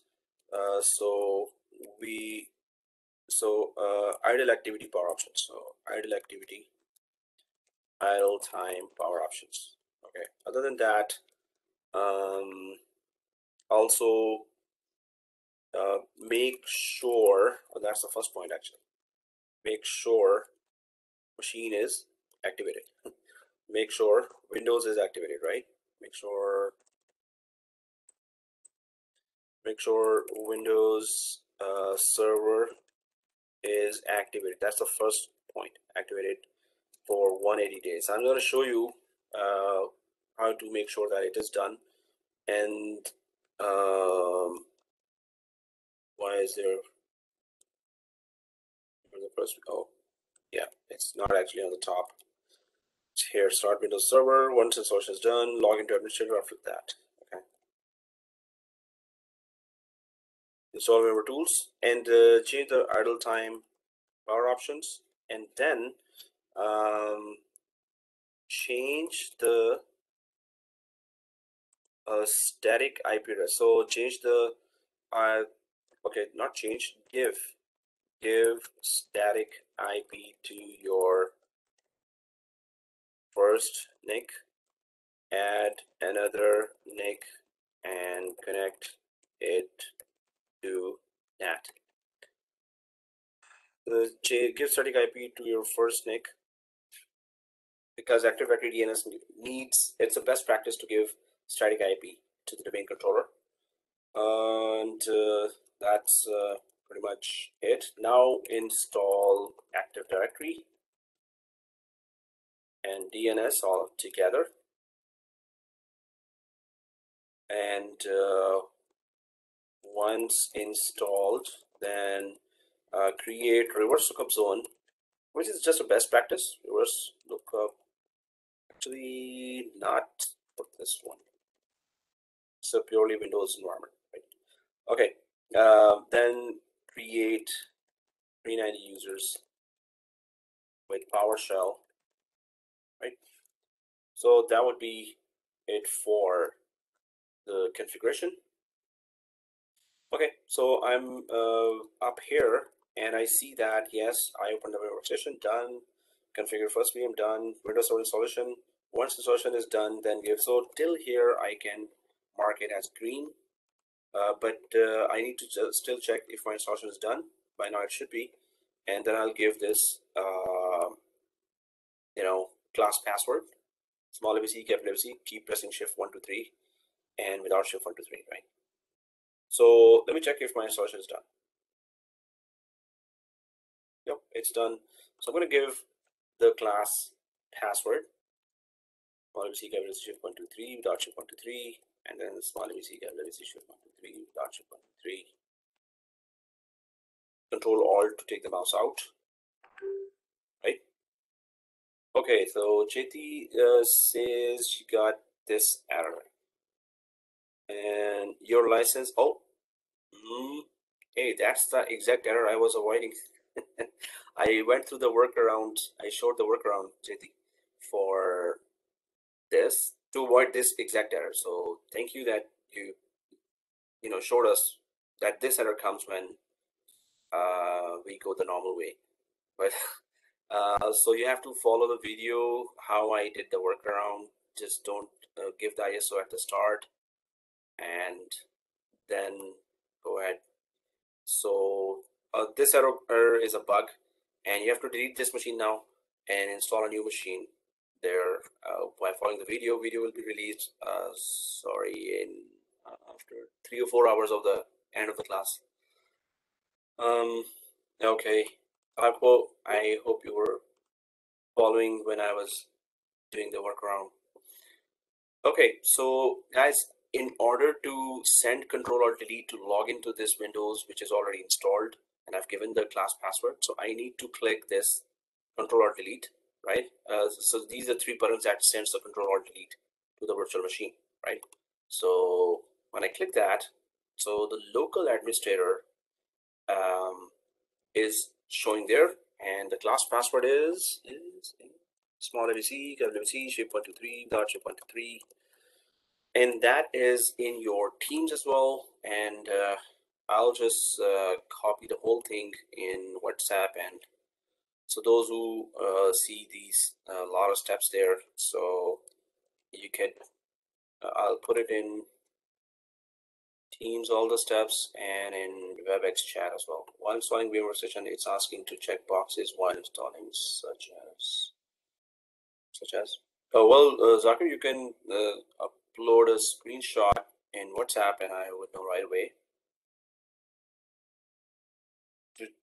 So while installing VM Workstation, while installing VM Workstation, that you can just keep it as is and next finish.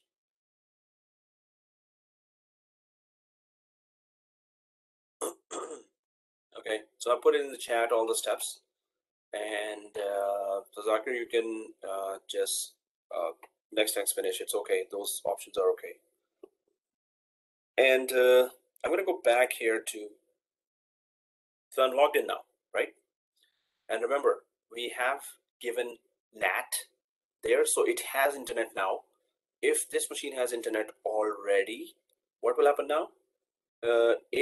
It will automatically get activated because it has internet, right? So first of all, this blue bar opens up. I'll just say yes. This just says that you want your machine to be discoverable within your network. So I have just one machine in my network here, so no problem. Second thing, Admin Center, I haven't used it yet. I was really excited to use that. My job environment is all totally cloud, but slowly we are getting more machines on premises as well. Excuse me. Okay, so here, once we're logged in, so I can go back to the list here, and yes, this is done. Login to administrator. These 2 steps are done as well, right? And make sure Windows Server is activated for 180 days. Okay, we need to make sure this first now. How do we see or ensure that it's activated for 180 days? If I go in here, now this is the Server Manager screen, right? Server Manager page. So I'm going to minimize this from here.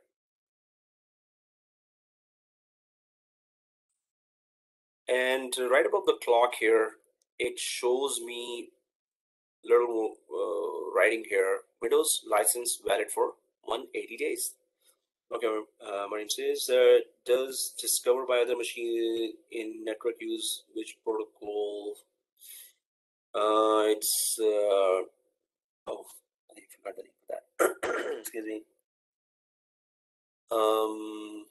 Discover, the machine is over TCP, but there was a protocol for that. Okay, it's just out of my mind, but the name, I'm gonna just Google it and let you know. But there's that protocol that the name came to my mind, but it's not really appearing right now. But a good question.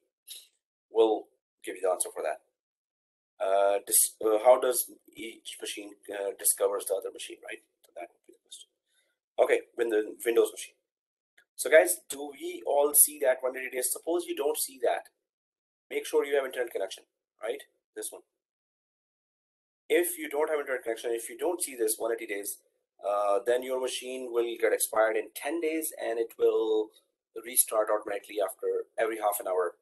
if it shows here expired message here. So 180 days should be here, right? And this comes automatically when internet is there. If it still doesn't come, restart your machine. Suppose you have internet connection and you still don't see that, then go ahead and restart the virtual machine, like right click on top of this and just click restart if this is not showing. If it is showing, you're good, right?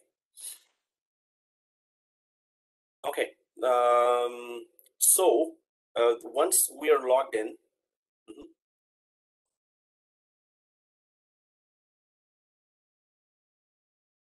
okay, so now once we are logged in, what are the steps? Net bias. Yeah, you're right. Listen. With SMB protocol, they do transfer files, but discovery protocol, yeah, Windows discover that way. You're right.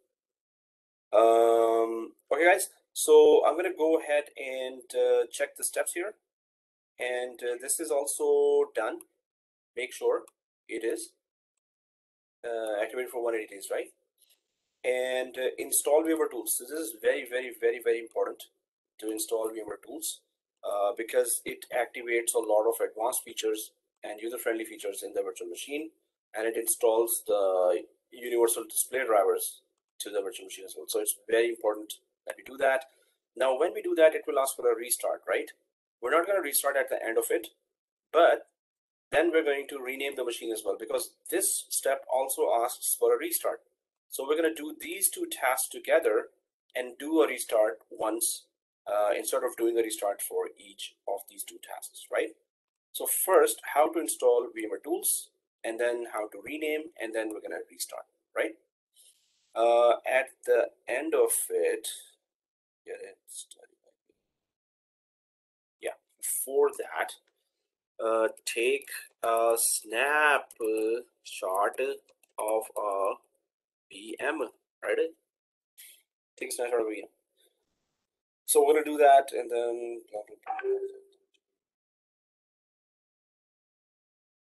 diagnostic data level has been set to enhanced by your administrative organization.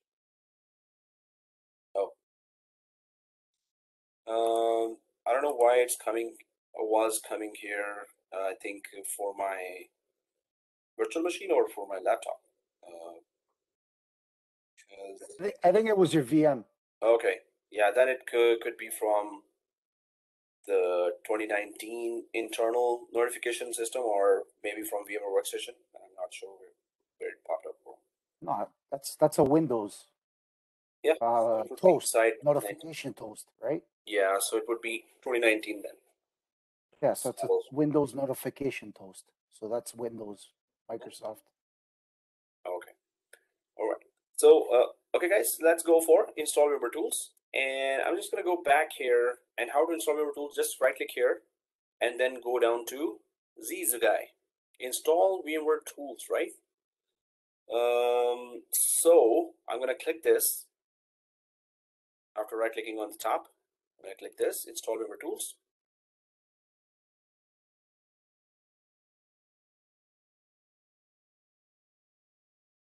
There will be a pop-up coming here or here, like this. Okay, this is a pop-up.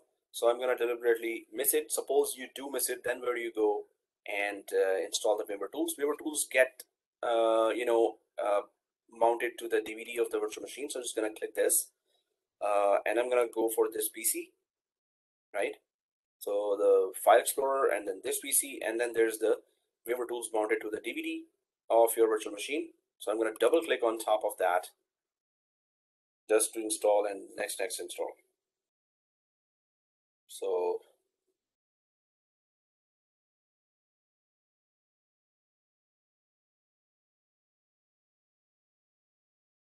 So after this whole scenario is done, then we're going to create a Office 365 account. We're going to go step by step on that too and configure everything. So make sure that you understand what's going on, and then make sure how to do it. You do that by repeating it after the video is released as well. Next. So it's just typical next install. That's it. Nothing much here. next, install, right? It's going to ask for, a restart. I'm not going to restart it because we need to rename the virtual machine. Now you're going to see that the display drivers, once installed, then it will expand the screen like this. Okay, so click the finish button to exit the setup wizard. I'm not going to restart now. Finish, and it asks for a restart. I'm going to click no.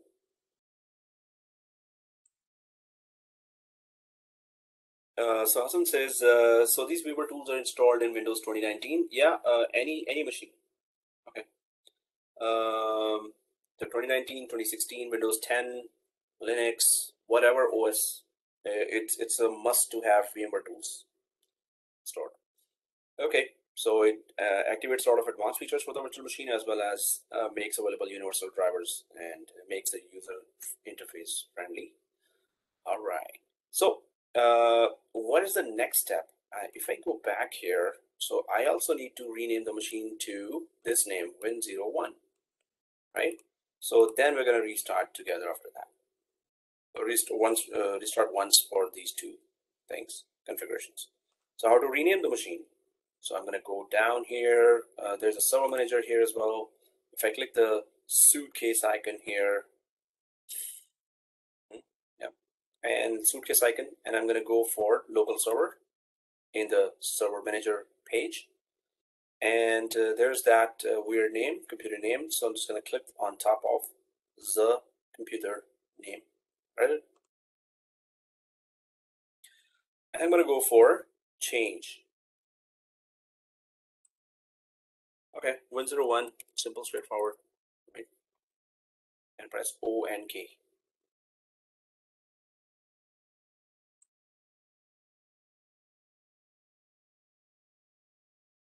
Now we can restart for both.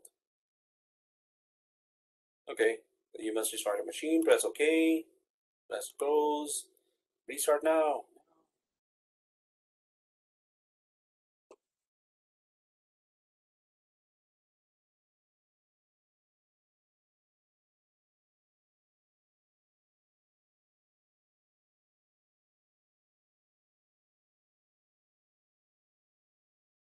All right, so now I'm gonna send the Control-Alt-Delete here to log into the local administrator account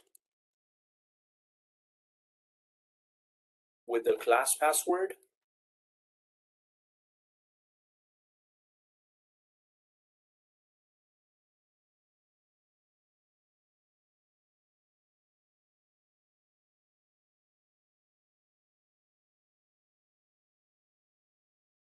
Okay, so try managing servers with Windows Admin Center, close, and so if I go to the steps now, those two steps are done, right? So I'm gonna go for here as well, check the time zone, check the idle time power options. So time zone, I am sure the time zone is correct, but it's a good thing to check. So yeah, the date and time is good, right? So we're good. What about the other option? Check the idle time power options. So time zone is check. Green. Change the idle time power options. So what is that? So normally if you are configuring, suppose we're going to be configuring Microsoft 365 environment, then we're going to come back here, then we're going to configure back Microsoft 365 environment, right? What happens is that if you're away from this screen for 15 minutes and there is no activity, it's going to lock the screen, and then you have to put the username password again to log in. So we need to avoid that for training environment. In production environment, obviously there should be a screensaver or lock screen idle time for 5 minutes. So I'm going to right click here on the Windows, not the laptop Windows, not this one, the virtual machine Windows, right? This one, and then go way up to this one, power options.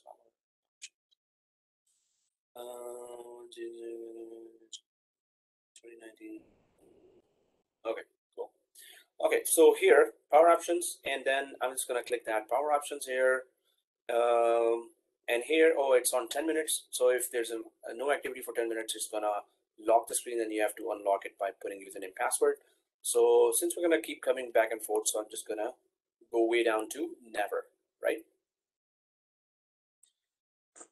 Excuse me. So I'm gonna click never here, and I'm gonna click the close button here, right? So the close button here, and now I will just go to change idle time power options. This is done, right? Okay, so in order to install Active Directory, the best practice is to have your static, have your network card having, static IP, right?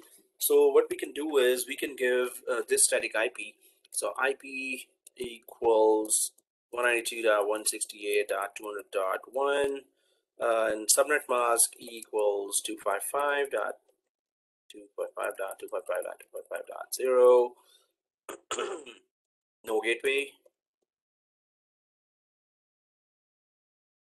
and preferred DNS, right? So that would be 192.168.200.1 because in this same machine, we're going to be installing the DNS as well. So that's the IP, static IP for the first network interface card we're going to give here as a best practice to install Active Directory.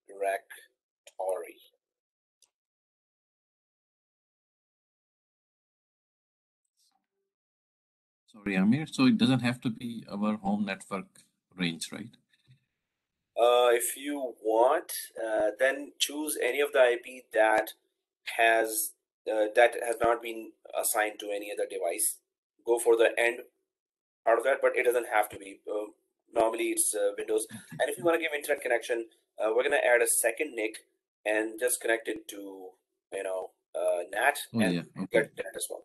So yeah, this doesn't have to be your home IP. Unless, so home, yes, you're right. Suppose in production environment you're there, so obviously it has to be the same range where all the other services are. But home, yeah, it could be that. Oh.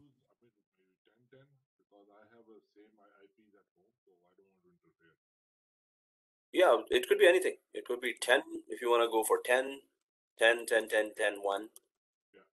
No problemo. And this NIC, we don't NAT or is okay?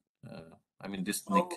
Once it gets a static IP, then even having being NAT, but if you're using actually that range, which you have at home, then yeah, it will give you internet connection. Otherwise, I don't have this range, so even having NAT, it's not going to give internet connection to me. Amir. Yeah. Yeah, Amir, it's Sal. This might confuse everybody when we're doing the Azure or Heartbeat NIC. The IP range you gave us, Class A, that might confuse us when we're doing Azure. How? This is just a private IP. When we're giving a private IP. I mean, sorry, a public IP. No, this is a or Heartbeat NIC. And where would you use in Azure Heartbeat NIC? Well, I don't know if you're going to explain that in your class. Heartbeat for what? We're not having any heartbeat related labs here. So we're not going to do it. Okay. Yeah. So you just want to give it the Class A. Yeah, it's a private IP, right? 10 range. Yeah, private. Yeah. So it's just a 10 range private IP. It doesn't anything. Right. Cool. Okay, got to be changed as well. Subnet mask. Well, if you want to change that, it's okay. If it's 255.0.0.0 you want to give, that's also okay. Or you want to give that other one. Okay, since we changed all the IPs, so why don't we use them? You can make very long range. Exactly, Miriam. Thanks. 255.255.0 will be give you only 250. So we're in this lab. We're gonna have only one machine. So changing it to anything doesn't really matter at all, as long as it's a private IP, right? Okay. So guys, okay, but it doesn't, guys, it doesn't have to be your private IP range of your DSL router at home. Do not try to, like, if you want to, if you think that it's very important that, oh, this range should be my IP range of my home router, so it doesn't have to be that, because the second NIC is going to provide you internet anyway, right? So if you want to put anything here other than that, it will work anyway. So yeah, let's go ahead changing this IP. It's okay, it doesn't matter really. Let's give it now. Give static IP to your first NIC. All right, then. So let us go ahead then. What I'm going to do is I'm going to go to local server here, and there I'm going to go down to this guy, Ethernet 0, right? And we're going to go to Ethernet 0. That's the only network card we have, but we're soon going to be adding another network card just for the intent purpose. This one is for static IP. So Ethernet 0, I'm going to go for properties. And then I'm going to go for IPv4, double click this. And that's it, whatever we decided back there, 10.10, oops, okay, just unlock here,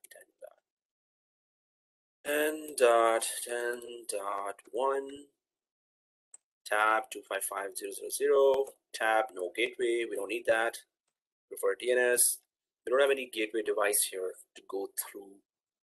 Or you can give, if you're using private IP range of your home, then yeah, obviously you can give it. Yeah, it could be a Rogers. Yeah, if the could be a Rogers Ignite, right? So is that what you're giving us? No, in my case, okay. I'm just giving a random static IP. It's not a Bell, it's a Rogers gateway. Oh, okay. So one switch has actually this range. If anyone wants to go for your own DSL router range, you can go for that. I have a 192.168 2.1. So so for people who have the Ignite package, they can use that. Yeah, if they want to, yeah, sure. Otherwise, the way I'm configuring it, we don't need that. Okay. Cool. Okay. So here, once this range has been given, and or whatever IP you have given, make sure you've given it correctly, and then press O and K. All right, so I'm just gonna put here, press OK and close, right? So pretty straightforward. I'm gonna refresh this setting here.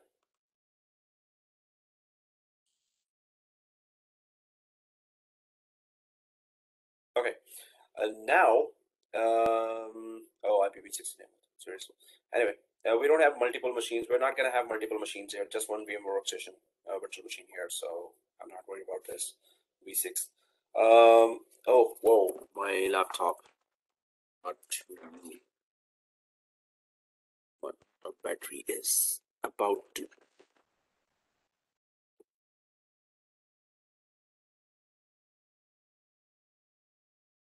All right. Okay.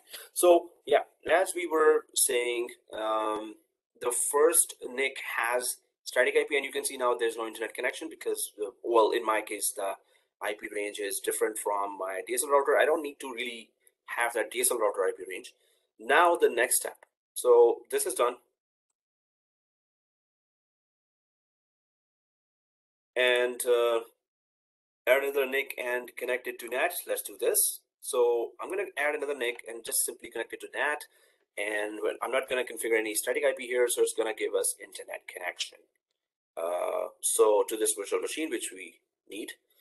So I'm going to go back here to the virtual machine, and I'm going to go up there because I need to add a second network card.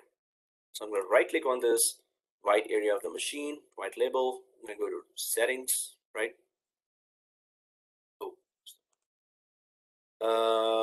So I'm going to go right click here and go to settings,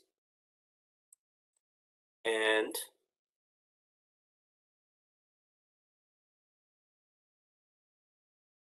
that's it. So then I'm going to go to add down here because there's only one network card here. It's being on NAT doesn't make any difference because of the static IP being different from the home router IP range. I'm going to click add here, and I need to attach or add a second network card. So I'm just selecting the second so network adapter, and I'm going to click finito. So I'm going to click finito here. Now second network adapter still on NAT will give us internet connection. So yeah, that's all we need to do to get the internet connection. First one, static IP, because Active Directory prefers to have a static IP there. So I'm just going to press O and K now after adding a second network card. And there you go, insufficient disk space. Oh, what? Okay, suspend initiated. Hey, I have sufficient disk space. Or I think it's in. Even with this, it normally works fine. Oh, 2 GB. You kidding me? Okay, guys, let me quickly re-solve this. Okay. Oh, see, this is on D drive. Create quick space here. Oops.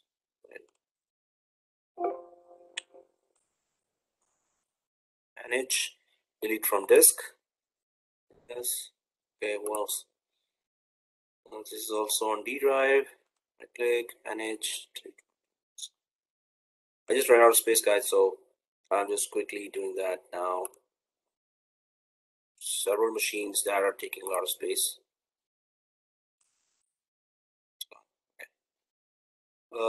Hyper-V. Well, 7 Jan. Okay. So I'll just remove this one and I should be good. Okay. FNF5 58 GB. Oh, okay. So I was just adding a network card. So right click here, settings.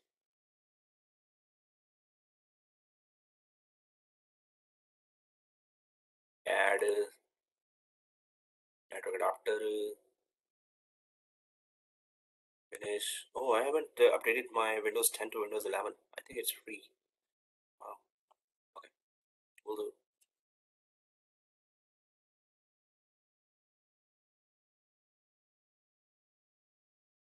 Okay, it's adding the second network card, which is NAT. So we're going to get internet connection. So let's go to installing Active Directory.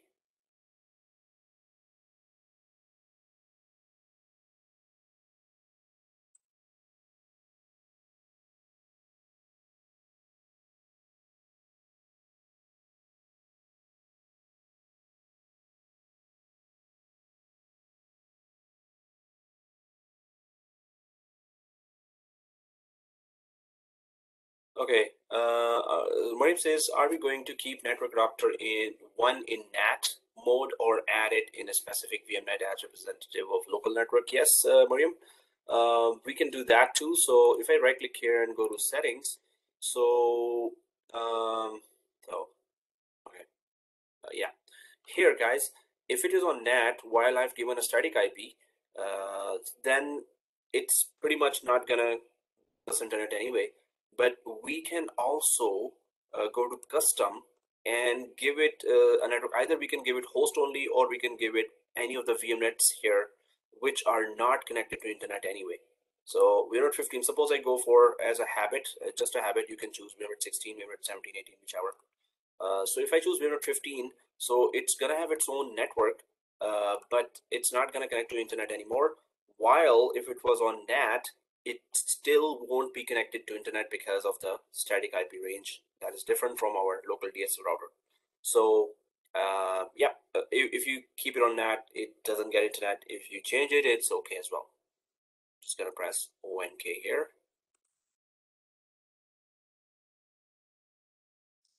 All right. Okay, so if I go for the steps here, add another NIC and connect it to NAT. Oh, so yeah, I need to confirm, hey, do we have internet connection or not? So yes, we do have internet connection. And till last year, I used to say, okay, if you see Trump, this means you have internet, because he's always in the news. So now Joe Biden is not that famous as Trump was. So yeah. Also, we have interaction. Anyway, close. And let's go ahead with the next steps. Take a snapshot of VM. Yes, this is important. We take a point-in-time backup of this virtual machine. So if we mess up in future, this virtual machine, and we have to go back, so at least all this will be already done. We have to go. We don't have to do all this, and we can start from right after this if we have to go back to this particular snapshot. So how to take a snapshot of this virtual machine to save all the configuration to go back to in future if we have to. So I'm going to right click on the virtual machine here, and there's the snapshot, right? And take snapshot. So here, every snapshot, the more information the better, but at least this much, that static IP given, also activated and renamed. Okay, so that explains pretty much all the smaller steps as well. So I've just put here static IP given, activated, renamed, and this is snapshot 1 of this machine, right? So later we're going to take a snapshot to when the Active Directory and DNS and 390 users are fully installed and configured. So at that time also we're going to take a snapshot. So I'm just going to click the take snapshot now after writing these 3 things. So the saving state will go on. It's a bit slow. We can ignore that and we can continue our working. It does not disrupt anything. Okay, so this is also done.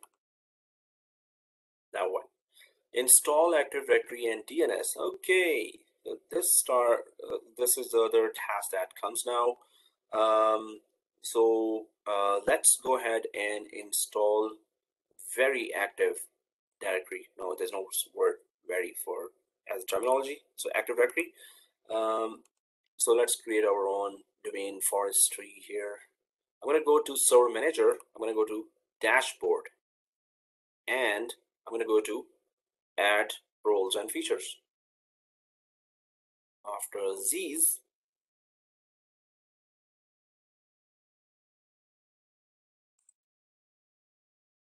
so here, let's click Next. Role-based or feature-based installation. Next. So correct name, correct IP. Next. Okay, so here we need to just go for the second option, Active Directory Domain Services. Also, well, it's going to pop up here once you go for the second option selection, and it's going to be Add Features, right?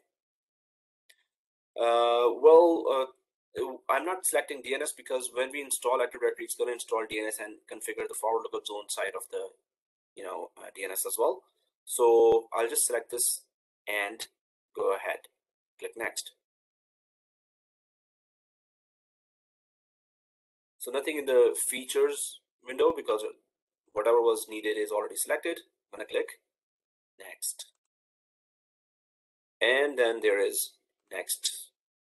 It's just introduction. So if there's a pending restart because of some other unfinished task that required a restart, so it will restart, otherwise it will not. So I leave that decision to this wizard to check if there's restart, do and restart, otherwise it won't restart. I'm going to press yes here and click install for the binary files of Active Directory to be installed.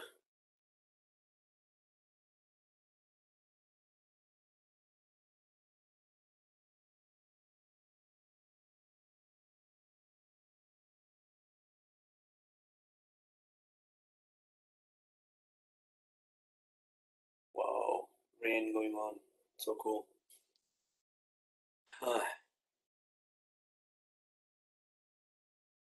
All right, so if I check this, install Active Directory and DNS. So inside this, give the domain, and that would be, okay. cloud, it's not cloud, so on-prem.local is the domain name, and restart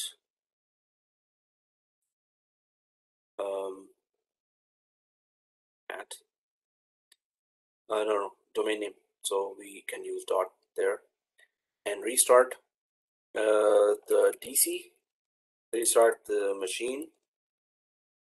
Once we are back with AD installation, then let's create 390 users with PowerShell. Okay, let's go ahead and okay, so there's that promote to server to a domain controller already. Suppose you click the close button, so it's always, you know, people cannot resist clicking the close button. So I'll close the button, and the same thing appears here as well. Promote the server to a domain controller. So let's click that and go ahead. Okay, so we're gonna go for adding a new forest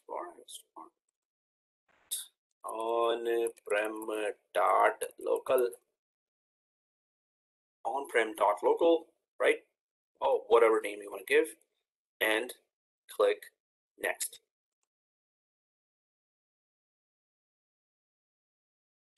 Then it's kind of, you know, just put the password and next, finish.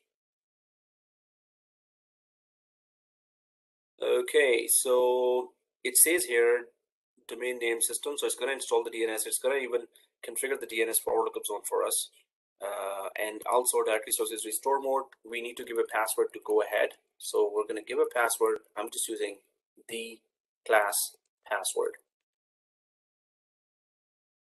and installing it directly. So it's next. So nothing on this page, and there's nothing to click here as well. It's just saying that, hey, where's the DNS? Well, we're in the process of installing DNS, so that's why nothing on this page to configure. Next, NetBIOS domain name. So that's just a single name access to Active Directory. So we don't make any changes here as well.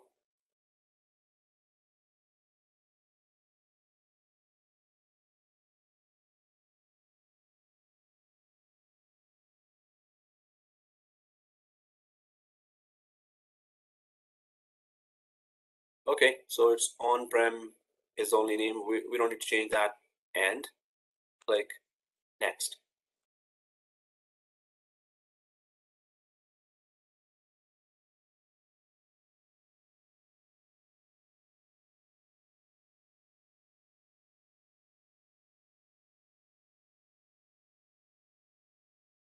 Okay, so that's the path of the Active Directory and sysvol folder. No change here, and click next.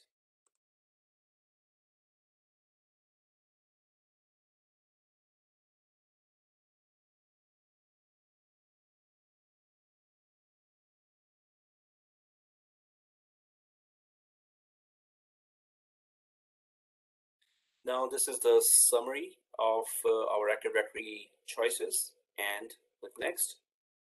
It's going to verify prerequisites.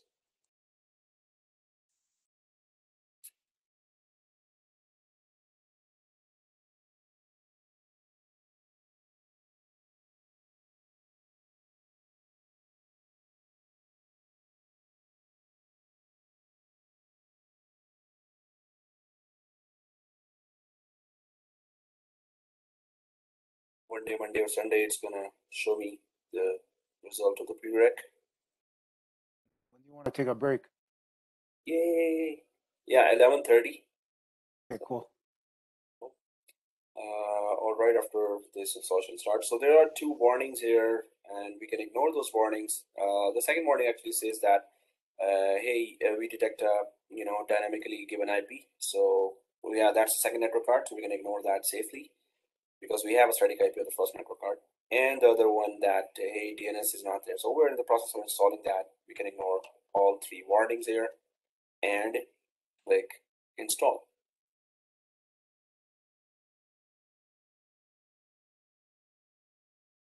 once the VMware workstation class that starts at 3 till 7, once that course finishes, then I'm thinking of moving more time, giving more time to this course, like from 9 a.m. till 3 p.m. or 4 p.m. or 6 p.m. So we'll finish the course in one day. Just kidding. So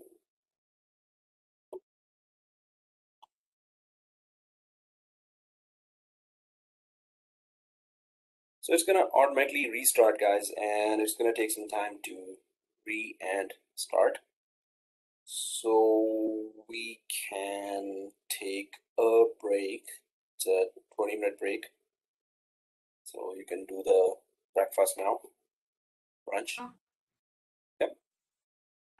So the picture I sent, the license has expired. Yeah. It's not actually about the ISO. I think for our VMware class, I installed the trial version and it has expired. So is there any other way? Oh, the VMware class. So yeah, so the trial version, I already installed it once and used it. In the VMware class, right? Yes. So okay. the VMware license has expired. Is there any other way? Like, oh, VMware, you have access to 1 year, 2 year VMware license, VMware workstation license. I think this is this VMware license. Okay. I didn't see it clearly. Sorry. No, it's okay, sir. So you can log into the Humber. Can I use another account, or like I tried to check my registry key to remove it, but there is nothing I can do. It's not showing anything. Better use a license that you have already in VMware. VMware has given you an official 2-year license, and you can use one of the links that I gave in the class, Humber class, to just log into that. Okay. Where you have a full official VMware website, student website, and you can download all the software from there. Have you access to that still? Do you still have I don't think so. No, I don't have that. Oh. Because like our VMware class, like our course has completed, and we don't have, like, we had 3 months trial, I think. No, it's 1 year. No. Chetty, we do have. We do have access, yeah. Nikhil, if you kindly send me the link, please. Yeah. Okay, let me see. It is Thank you, sir. this one. Can you check this link? Oh, yes. This one. Okay, let's take a break. So, so guys, the class starts at 20 minutes from now, right? So, just break, and class starts at 11, 20, and 30. Okay, that's 11:50. Okay, pausing, muting the mic, and pausing the video.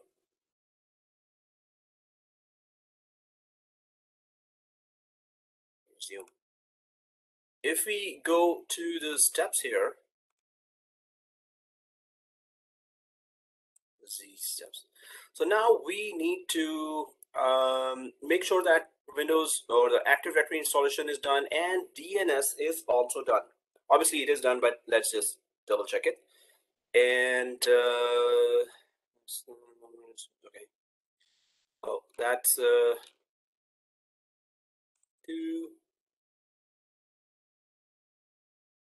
Okay, install Active Directory, give the domain this, restart machine. Till here, we can consider it done. So I'm just going to make it green. Has joined the meeting. Right.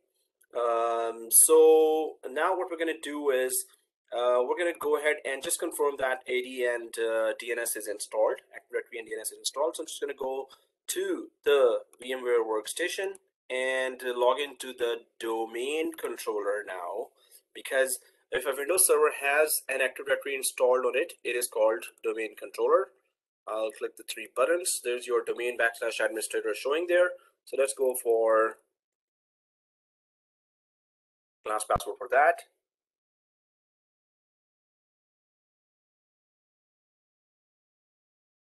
And once it is loaded, so what we can do is we can just quickly go go, we're already on the dashboard, right? So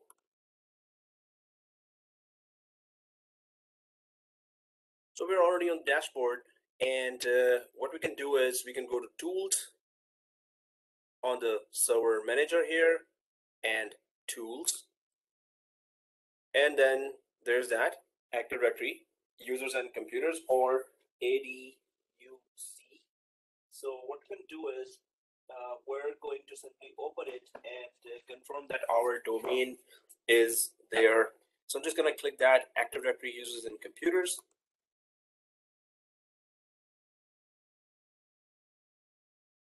So yeah, I see my on-prem .local domain. If we expand that, so we can see all the containers there, or yeah, so containers there, built-in, computers, domain controllers, and then foreign security, managed service account users.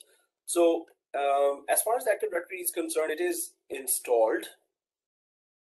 I'm going to minimize this, and I'm going to go for Tools, and I'm going to just confirm the DNS as well, right? So I'm going to go to DNS,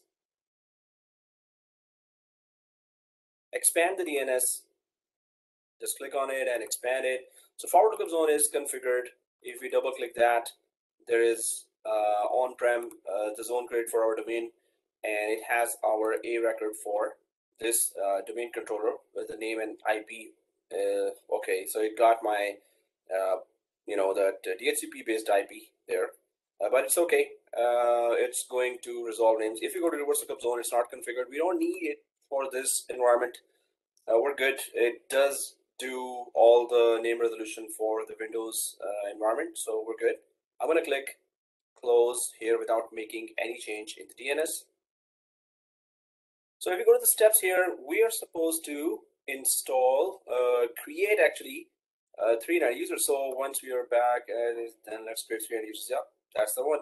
So how do we create the 390 users? So obviously we're going to create it with PowerShell, and you need to have the PowerShell. There are two files there, the PowerShell file there, and the CSV file that has all the 319 names there. So thanks to Sal, I think we have it in our Teams in the files. Guys, do you all have access to Teams, those who are following? If you have access to this Teams and you see this interface here, then you see there's files as well, right? So I'm going to click the files here. And so there's that 390 user script. I'm going to click that folder. So where did I go? General, which is the general channel. And then I went to files inside that Teams. So hopefully those who are following have access to this 390 users. And I'm going to click that. So there are two files that we will be using. The first file is createlabusers.ps1, or the PowerShell file, which has the code that will read the names written in a specific format in this .csv file, and then create a user accounts for all those names there. Excuse me. So I'm going to go for downloading. Just download these two files. Basically, we need to copy these two, download and copy these two files inside the virtual machine. So I need to, so I'm just going to download this. So if you click that, or the three dots here for the PS1 file, so I'm going to click download, and then I'm going to go for the labusers.csv and click download for that too. I'm going to check where they got downloaded. This is also showing here. I just need to go to the location. Obviously, it's the downloads folder. So I'm just going to go to the laptop downloads folder, copy it from there, and then simply paste it inside the virtual machine, because we need these two files inside the virtual machine. So I'm going to go to the downloads folder here by going to the file explorer of the laptop. And I'll check the downloads folder of my physical laptop here. And oh, okay, so I have, it didn't fully install that, it's initiated that. I need to actually click the save as to manually choose it. So I'll go back here, download, and then it says save as, right? So, well, those two files are here as well. I need to actually click save, then it will finish the download, and I'll click the save for these two files. So now they should be there. I can go from here as well by clicking this folder, or this folder is the same folder, right? And it shows me the downloads folder. So these two files are needed. One is the .ps1 file with the code, other one is the .csv file. If I double click the CSV file, it has all the names there. And you can just add more names at the bottom and it will keep on just simply. And you can see also the password one. This file has created the password. It's going to give this password to all the users, password one. We can just select and change this to whatever we want. Okay. Hey, So Amir, yeah. can you highlight A to D, cells A to D, or A to E? A to D. A to E. E. Okay. Yep. Then go to Format. Under the Cells tab. No, in Home. Oh, okay. This is really blocking. Within the Home tab. Oh, it's not good. You know, there's a WebEx blocking me. Okay. So formats. Oh, formulas. Where? Home? Yep. So below that, there's a Cells tab. Go to Format. To the right. To the right. There's Align Number Styles. Yeah, table. Cells. Oh, cells. That's a section. And then Open Format. And then Auto Fit Rows. Width. Yeah, column width. Yeah. Yay. Okay, perfect. Okay. And then save it. All right. Thank you. Welcome. Okay. So yeah, this is well, the full names and the password. So if you want to change the password, or you can just make more changes in the here in this file. So I'm just going to close this file now, just to show you that these are all the names and this is the way they are written there. So oh, okay. So I'll just replace that. Okay, so I need these two files inside the machine. Why? Because obviously the Active Directory is there. So I will run this PowerShell there inside the virtual machines. For that, I need to copy these two files inside the virtual machine. So if I right click here and go there, now I'm inside the virtual machine. I can just push it on the desktop, or just put it in the yellow folder inside the virtual machine and downloads folder. Paste.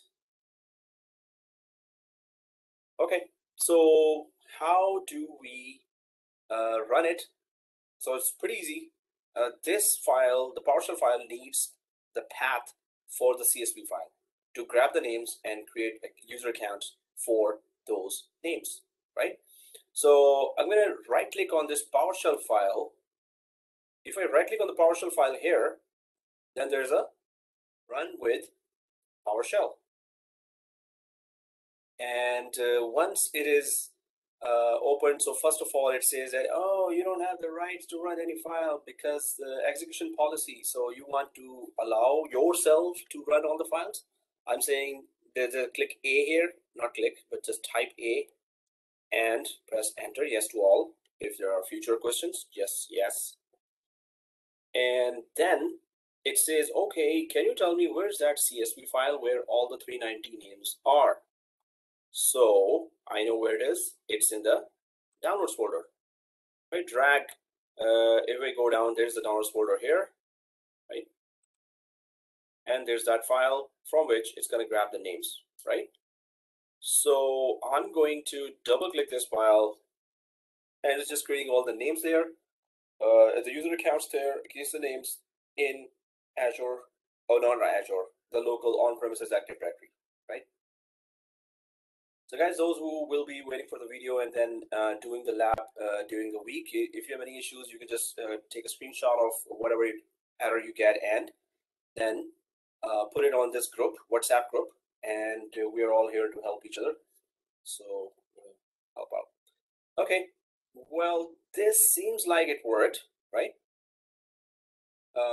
Well, where's the proof?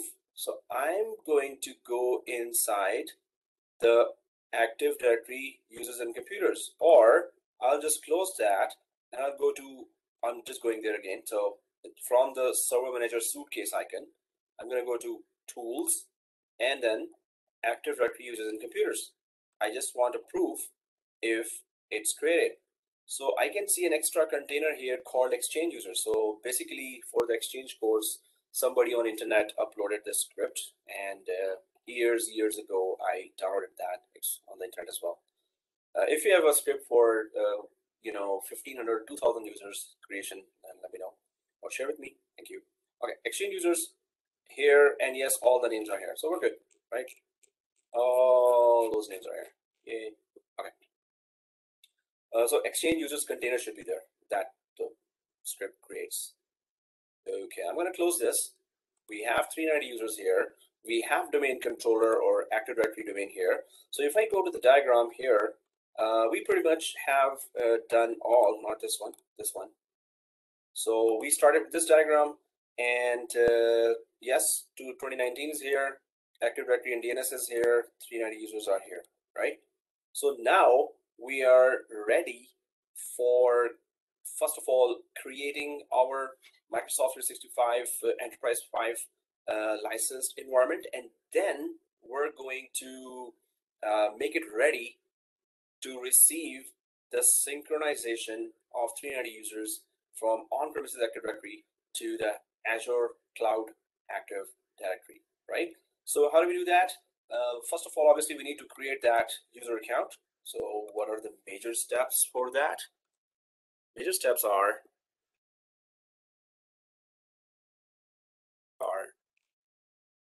yeah, there you go. So first of all, yeah, that's done as well. Create 390 users, and yeah. So I'm gonna go ahead. That's the other part of this same lab, and that is well, kind of one part ahead. So here, let's open the browser, preferably Google Chrome, right? And then let's create a new trial. Actually, it's 30-day. So 30-day trial subscription of Microsoft 365, which is also known as Office 365, a user account. But let me add one more word, and that is Microsoft 365 E5. What is E5? E5 is Enterprise 5, the top user subscription package, which has all the advanced features of Microsoft. So Enterprise 5, so E5, Enterprise 5, there's E3, there's E1, which have comparatively lesser services, and E1 is pretty cheap and have some basic enterprise services. So E5 is the top one there that we're going to create for 30-day trial, and we can create, once 30 days are done, we can either extend it for the next 30 days if it doesn't offer that feature. Sometimes it doesn't. So then we can just create another one and continue with our labs. So that's a very good thing, and you don't need to have a password or to have a credit card for that, right? So what are the major steps for that? So create a new E5 user account and log in to it and make sure that you see all the major applications. So see AzureAD, Exchange, Endpoint Manager, Teams, etc. Right? All the applications you see there, and then we're going to continue with the configurations there, and that would be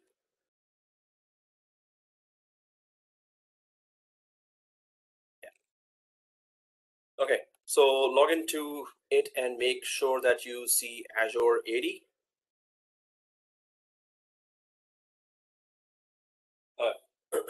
And then what? Let's create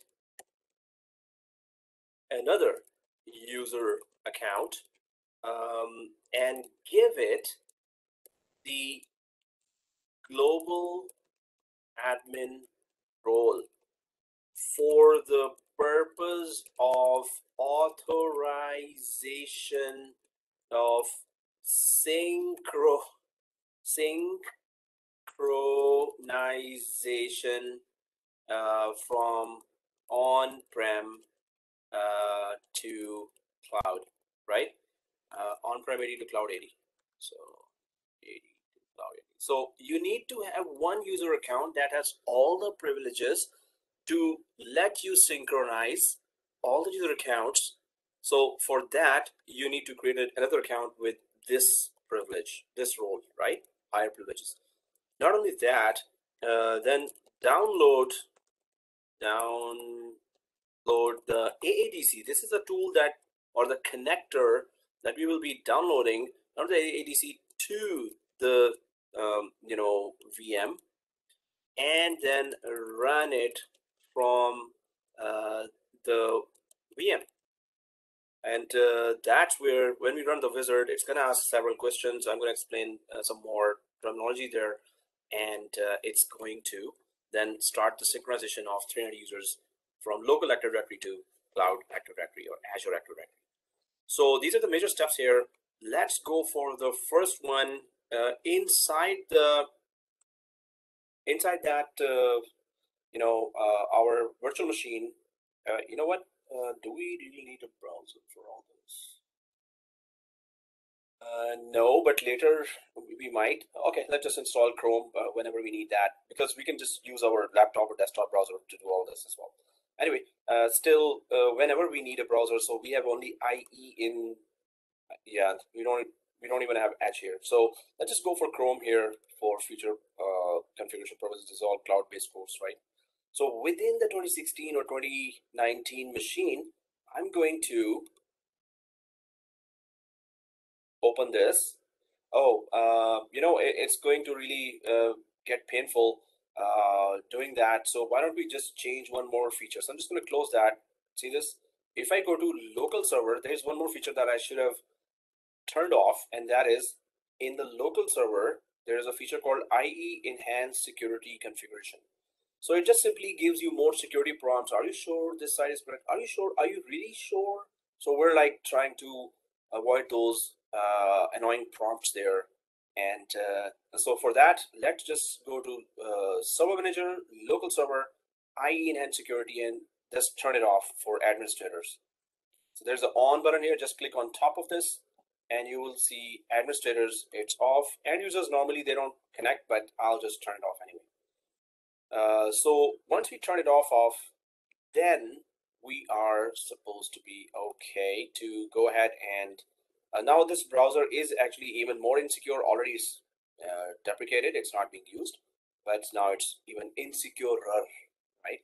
If there's any such word.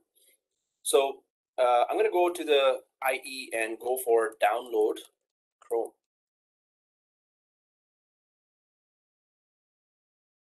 So download Chrome is pretty straightforward steps, right? Just download now and next finish. But make sure that INN securities are there so you don't have any problem. Okay, there you go. It asks for Chrome setup.exe to be downloaded. Yes, first I will save it and then run it.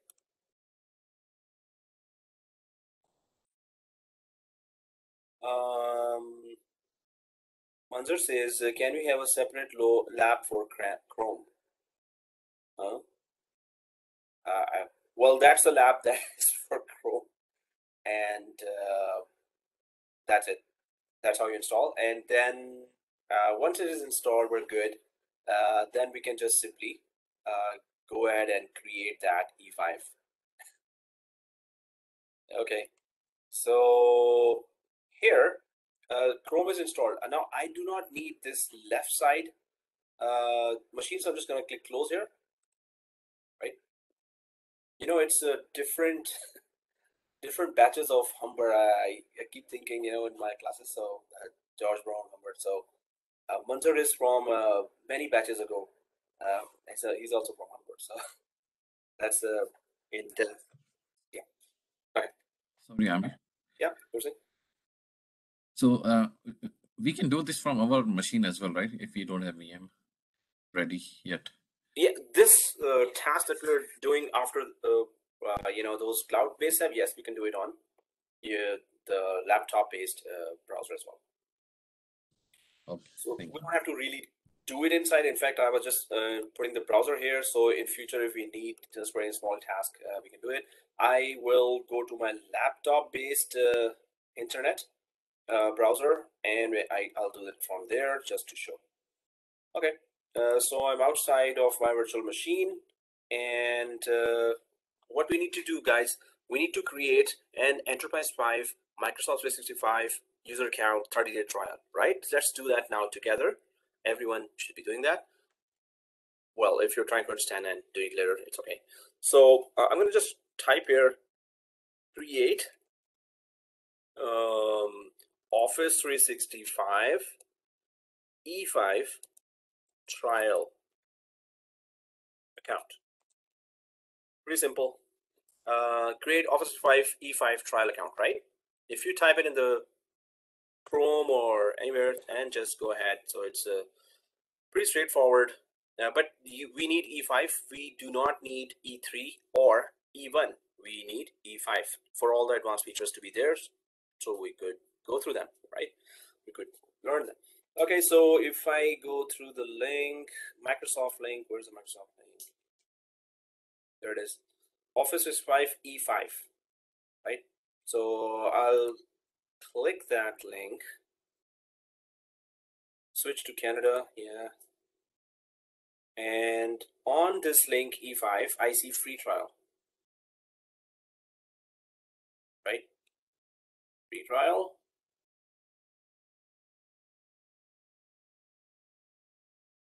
So it should take us to this screen. I'm gonna copy this link because sometimes there are issues with students' browser. So I'm gonna paste it, this direct link here, create a free trial E5 user account. I'm just putting it in WhatsApp as well. You can click that link directly and you should be on this page. Okay. So guys, let's carefully create that account. We're going to use that obviously for everything cloud now. Let's click the continue button here.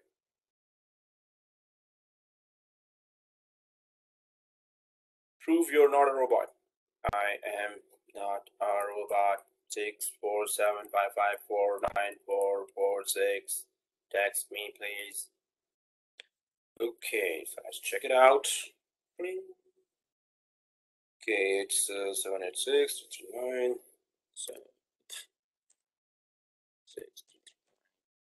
Oh man, you know what? I'm creating an account here while I'm logged into an Office 365 account as well. I hope it lets me do that. Otherwise, I'm supposed to do that in Chrome or maybe Firefox. Hey, I'll just do that in my machine because I'm already logged into Teams, right? So that could mess up on stuff. I'll go inside the machine and open Chrome and do the same thing. Just search for it and go for it, right? Okay, so cool. Okay, put something there, so that's good. All right, guys, so I'm inside the machine because I'm logged into already that account from outside. So I'll make the screen inside my machine bigger. You can do it from within your laptop. Just go to another browser, Chrome or maybe Edge, where you're not logged in from class Teams. You can just go to some other browser or just download Firefox for that, right? So I'm doing that from within the machine. Those who have machine, you can just continue there.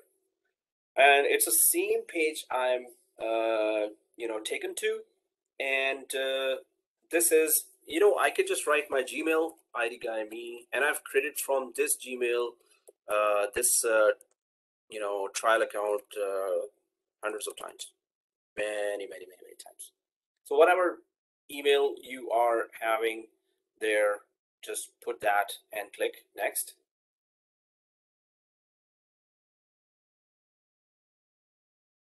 And it says, looks like you need to create a new account. Yes. And if you're on the setup account, you're good. So let's just click that setup account button. Now you need to give your information. So Amir, this is phone number 647-554.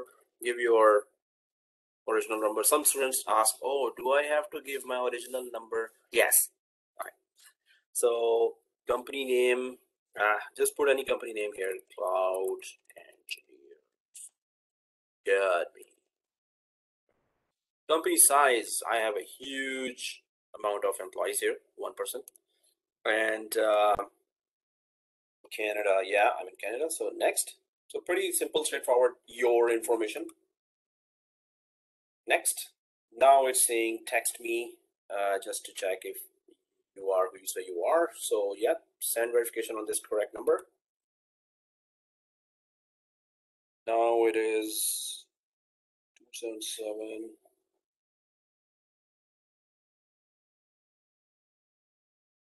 116, verify. Okay, so far so good, right? Like now it is asking for domain name. So here, well, you can see that it's attaching with a free domain name, right? So whatever you type here, it could be a company name until you are adding a domain to your tenant, Azure Active Directory tenant. Until you're doing that, you can still give your company name here, .onmicrosoft.com. So you will know that, okay, that's our company name, free account. So this is the company name I put there, and that's what it got here as well. And I'm going to click save for this. You can put anything here, right? Any name. All right, so you can put your Squid Games. So password. Oh, guys, one more thing. You know, it's going to be a long name here, long name, right? So I'll keep it short, at least here. I'll put it admin, right? So it's up to you what you want to put. You just need to remember that. But I'm just putting the username as admin, and the rest is already. Okay, guys, one more thing. It came to me that normally I don't put company names like that because I have other classes where I've created this account again. So in my case, then you can also follow me here, that we can just put here your first name and today's date, 30Oct2021. Amir, I don't have this screen. I have only username and onmicrosoft.com. But you have to give some name, right? You're not able to? No, I have only your screen. You see, you have a username and domain name. I have only on Microsoft. Only I can put some, let's say Bilal on it, and I say dot. Yeah. Yeah, that's it. I don't have this add sign inside. Oh, I think it may be loading. I guess it may be loading some older version of the form where it was not showing that, so it's okay as long as it lets you go with the domain name writing and lets you save it, so it's okay. I know, but I don't have this add sign. Oh, even it doesn't say here username or domain. Nothing says here. Are you exactly doing this, and you've gone through Let's Get You Started and tell us about yourselves, everything? Yes, I am in the same. Or did you put the password and click the next as well already? No, I haven't put any password yet. Okay. Then you can share a screen. No, not screen. The screenshot you can put it on WhatsApp as well if you want. But I think we can still go ahead even if it doesn't put at here, because. Let me put a screen. Yeah, screenshot.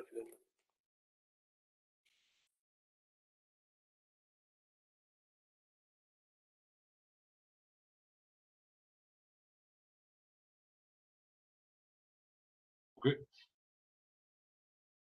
Okay, so let's share with the class, and what you see here. Oh, wow, I never saw that before. What? There's another button here, the blue one. Is it clickable somehow? No, right? No. Wow. I've done that 100 times. I never seen this before. How is it possible? There is no left. Just click on next. It will do it. Okay. Okay. So you also see that, right? Okay. Yeah. So yeah, Bilal, if you can click next. Thank you. And then, oh, you know, I was just looking at the picture and I was waiting for you to click next here. So that's just a picture. No. But when okay, it's asking me username, password, and something like Yep. Now it's fine. Okay, so it's asking for username, password after that, which is very strange for me. That why the procedure would be different for you. So if asking for username, password, now you can give, yeah. So it's the same thing. It's just the order is different, which is strange. So yeah, you're good, I guess. So put the username, password, and so the password, guys, I'm gonna go for a class password. Small ABC, currency, ship 123, gotcha. Small ABC, currency, ship 123, gotcha.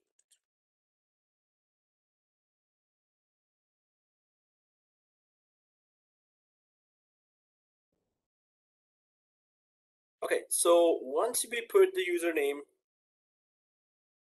the domain name, and the password, we don't need to actually click this. I would like to hear from Microsoft, and I would like to hear, I would like Microsoft to share my information. So do not click these two boxes, or up to you, but I'm going to click next. I'm not going to click those two boxes and click next.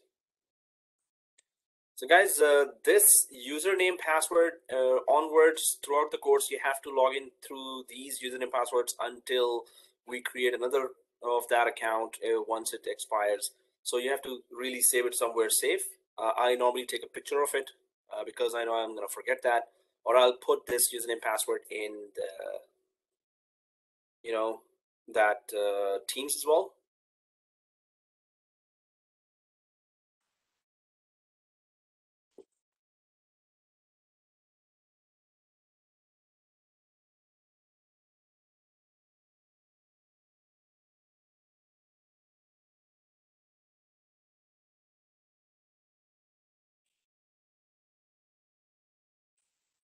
Okay, so it has created that. I'll take a picture of this on my cell phone. Okay, got it. And also, I will resend confirmation to my Gmail. Okay, I'll put this here in Teams as well. Yeah, no, I'll put it in Teams. Okay, I'll create another one here. Info. I'll be putting some more info here, course related, obviously. But just to remember, I'll come here and check it out. Okay, so I'm gonna go back to where I was. Yeah, in the virtual machine. I'll make this virtual machine screen bigger again. And yeah, that's it. So I'm gonna click the get started now, right? So once you click get started, okay.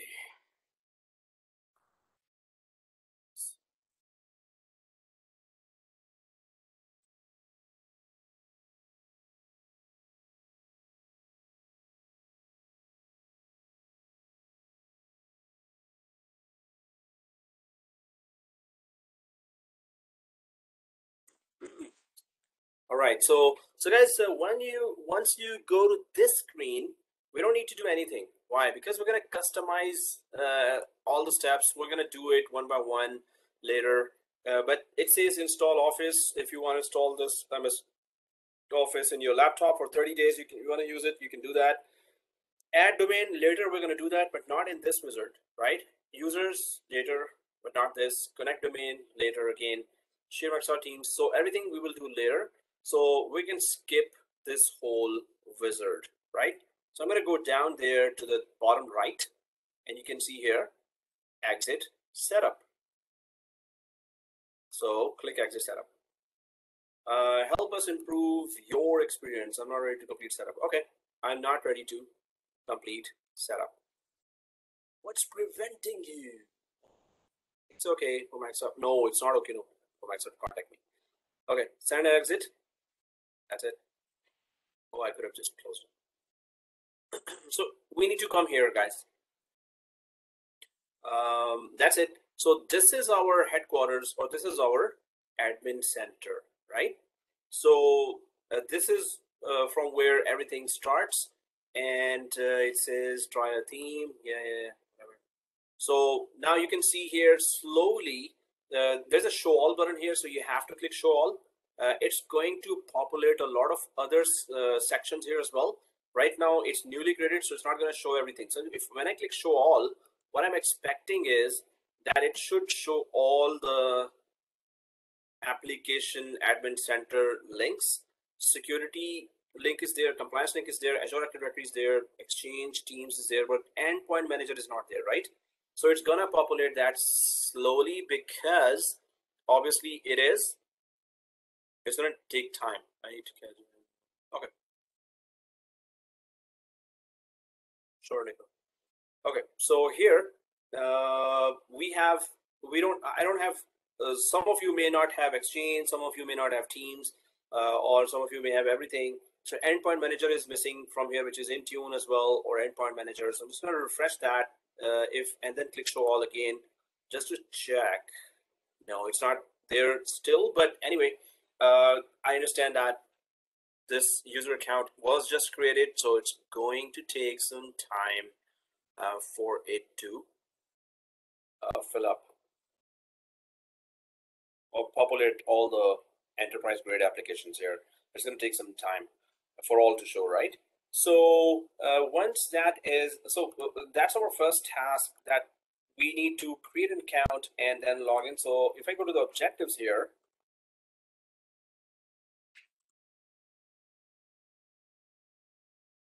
okay, so the browser installed,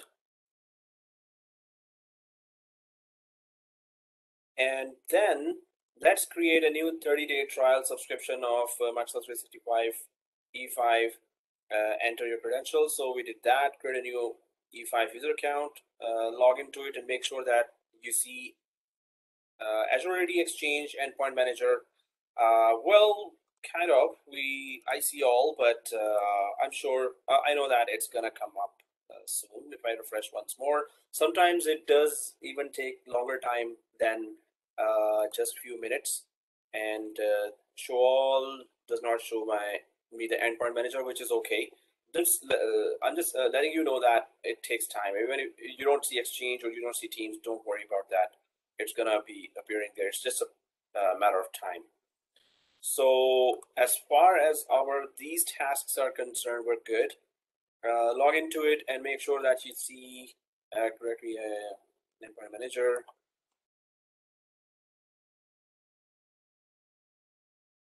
So all this is done.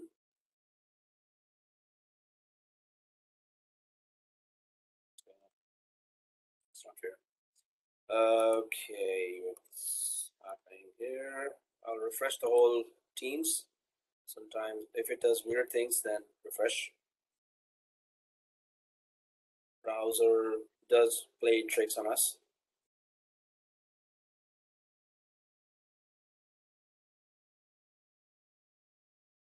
Okay, now, so till here we're done.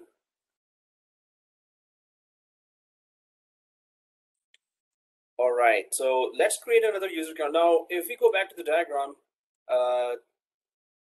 we have created Azure Active Directory. Well, we have created the user account first of all, and then we have made sure that Azure Active Directory and other enterprise grade applications are there.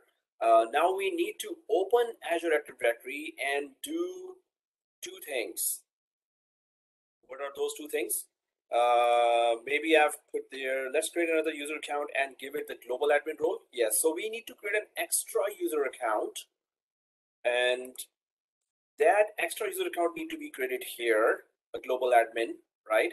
And that global admin that is created here has well, all the privileges, or especially it has the privileges to allow us to synchronize.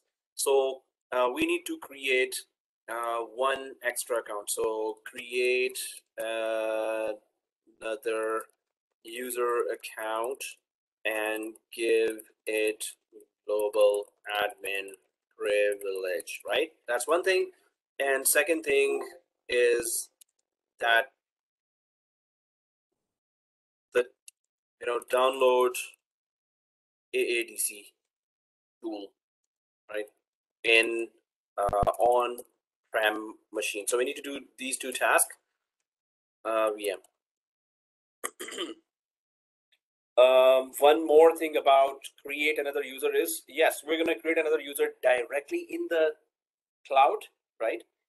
Not only that, we need to log in from that user as well. So I'm going to put here create, but there in the steps, global role synchronization from on-prem to AD, yes.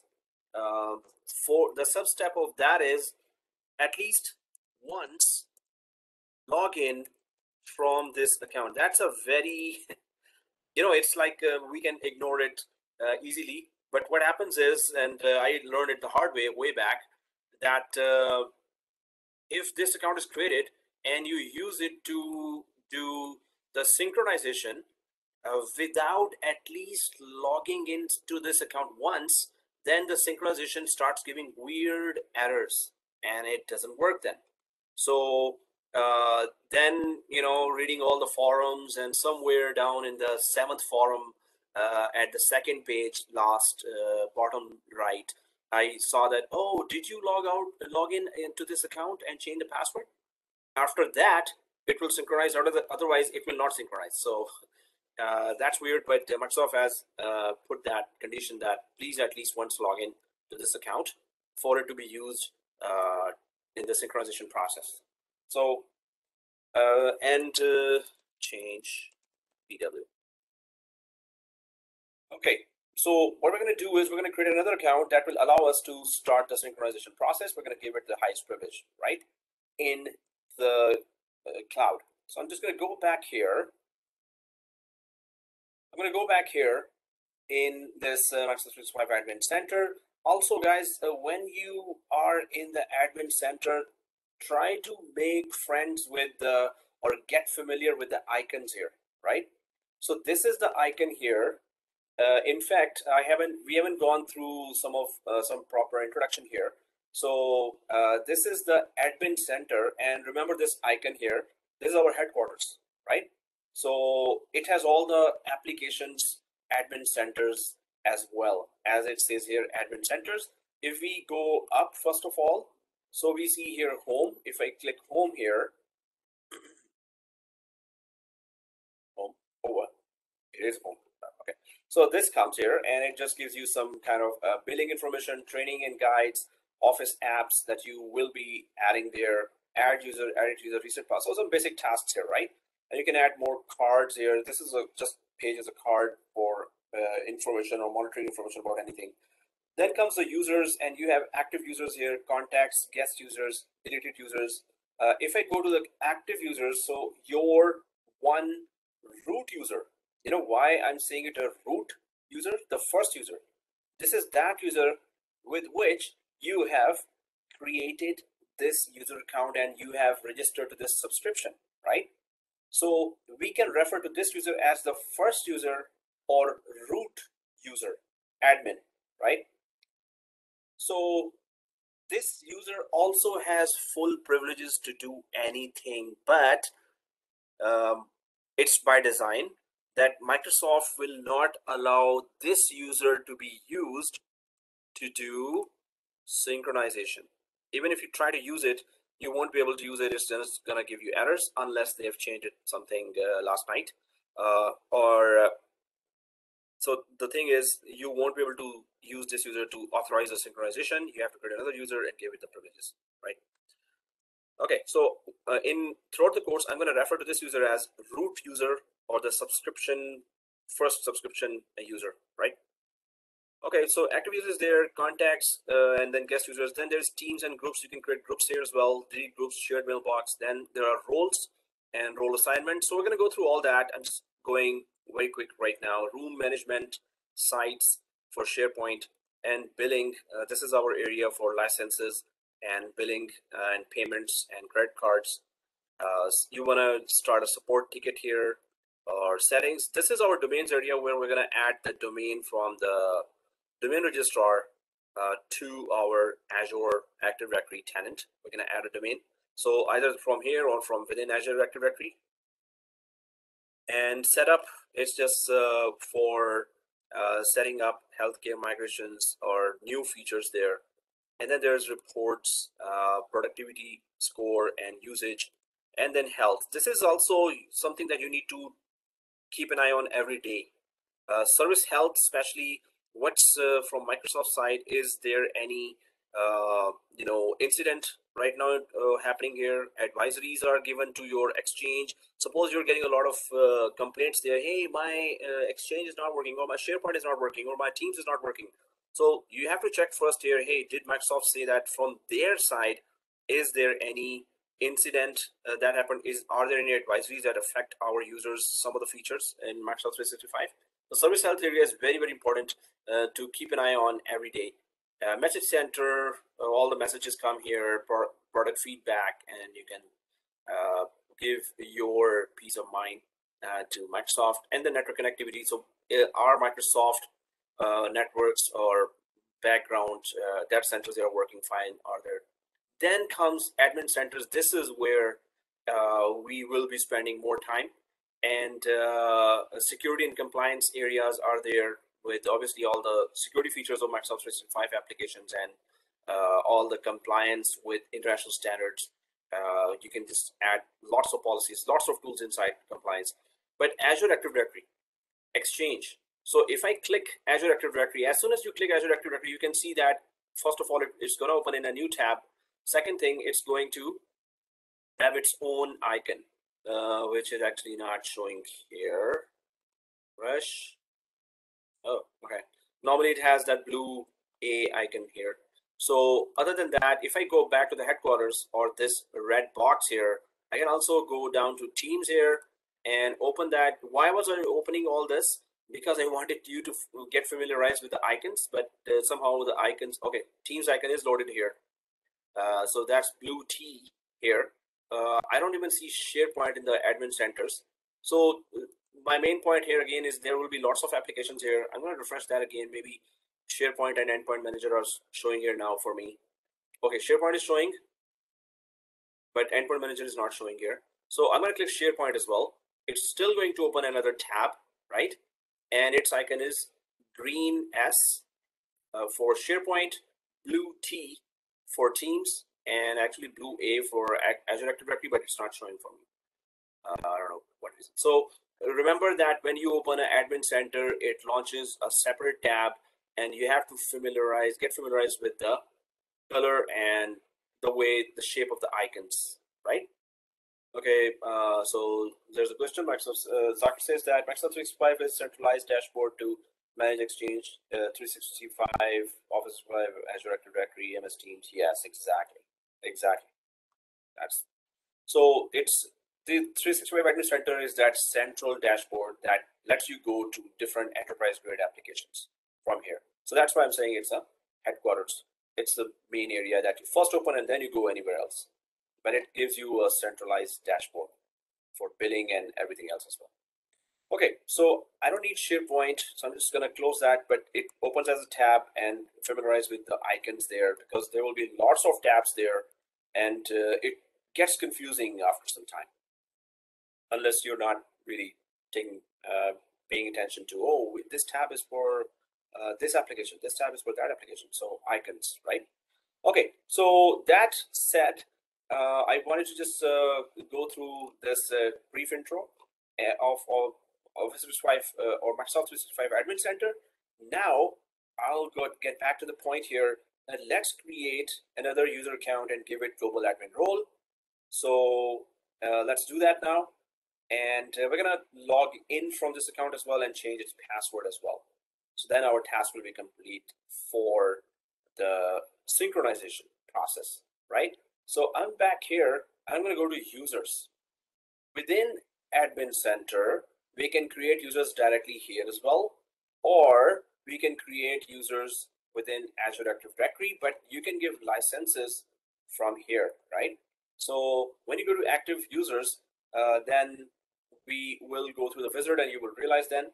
So here we can go for add a user because we need. So this user is being created directly in Microsoft 365, right? This is not coming. We haven't even started synchronization. We haven't even configured it, right? So obviously it cannot come from on premises. So it's a directly created user in Office 365. I'm going to click add a user. First name. So this user is actually global admin, right? So normally I try to keep it simple. There's a GA here, which just means global admin, right? So that we can give, but I can name it at least global admin.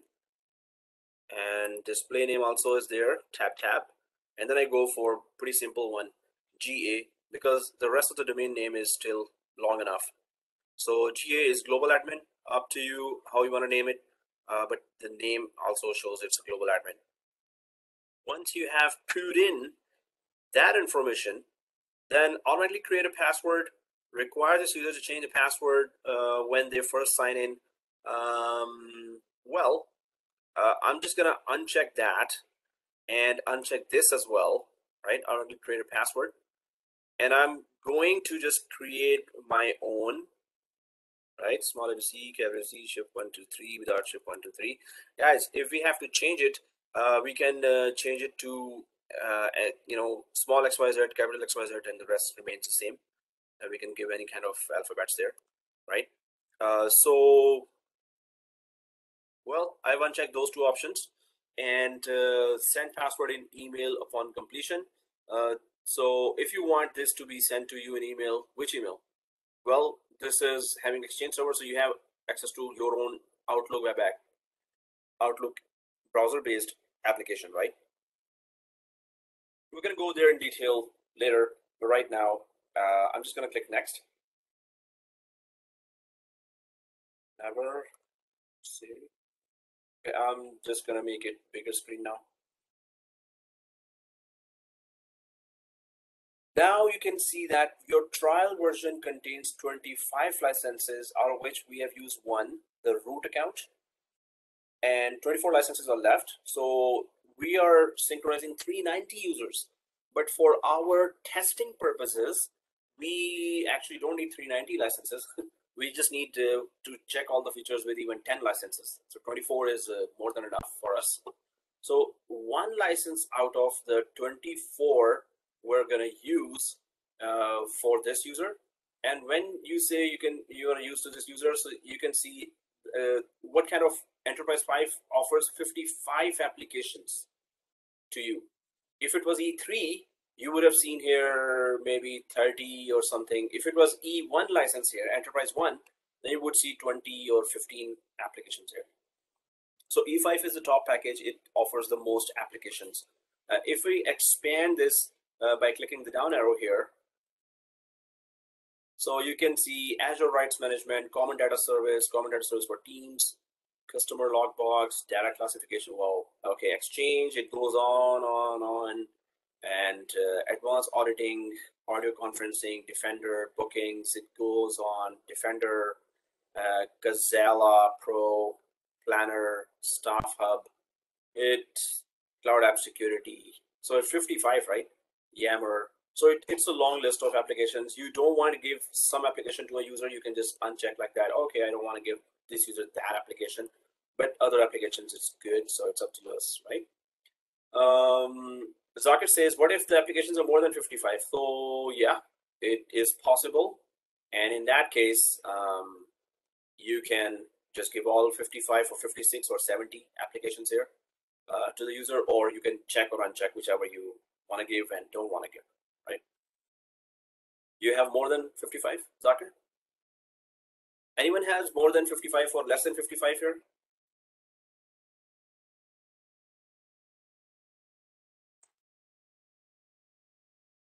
I have a 55. Okay. 55. Okay, so yeah, it was just a question. Okay, so sure. So if there are more than 55 or less, then it's a, it's according to the subscription, right? And you can just uncheck and check whichever you want to give and don't want to give. You can also create an account without a license. So there's that option for create user account, user without product license. So suppose you want to create lots of accounts there, but you don't want to use the license yet. So you can do that too. We want to give a license. So we're going to keep it like this. And that's it. So I'm just going to collapse this and we're good, right? So I'm going to click next. And obviously the location is Canada. So I'm going to click next. Okay, then comes the roles. That's where you need to think what role you want to give. If you expand the roles screen here, then you can see that user, if it's an end user, you can keep it like this, no admin center. Otherwise, suppose we click this, right? So you want to give, oh, this guy's an Exchange administrator. Okay, let me just give Exchange only. I don't want to give this guy anything else like SharePoint administration, Teams administration, user administrator. I don't want to give that, right? Or he or she's a SharePoint administrator, then just give this. So it's up to you how you want to give that. Once you give this global administrator, so that's pretty much everything you have given. So global administrator can do anything in Exchange, Teams, SharePoint, whatever you see here, right? Obviously, we will be giving global admin, but I want to show you one more thing here. Show all by category. What is that? This is also, these major roles have been cut down into even more smaller roles there, right? So if I go show all by category and click this button, now you can go even more granular, even more deeper. Oh, I don't want this guy to be doing this, but oh, he or she's a security advisor or security consultant. Okay, so cloud app security, but no Exchange, no, or anything else. Insights, yeah, monitoring, okay, or anything else. So this is even better. It's more granular. It's more detailed. That what so permissions you want to give and what permissions you don't want to give. So this is also a very good feature that you can go through if you want to be more selective.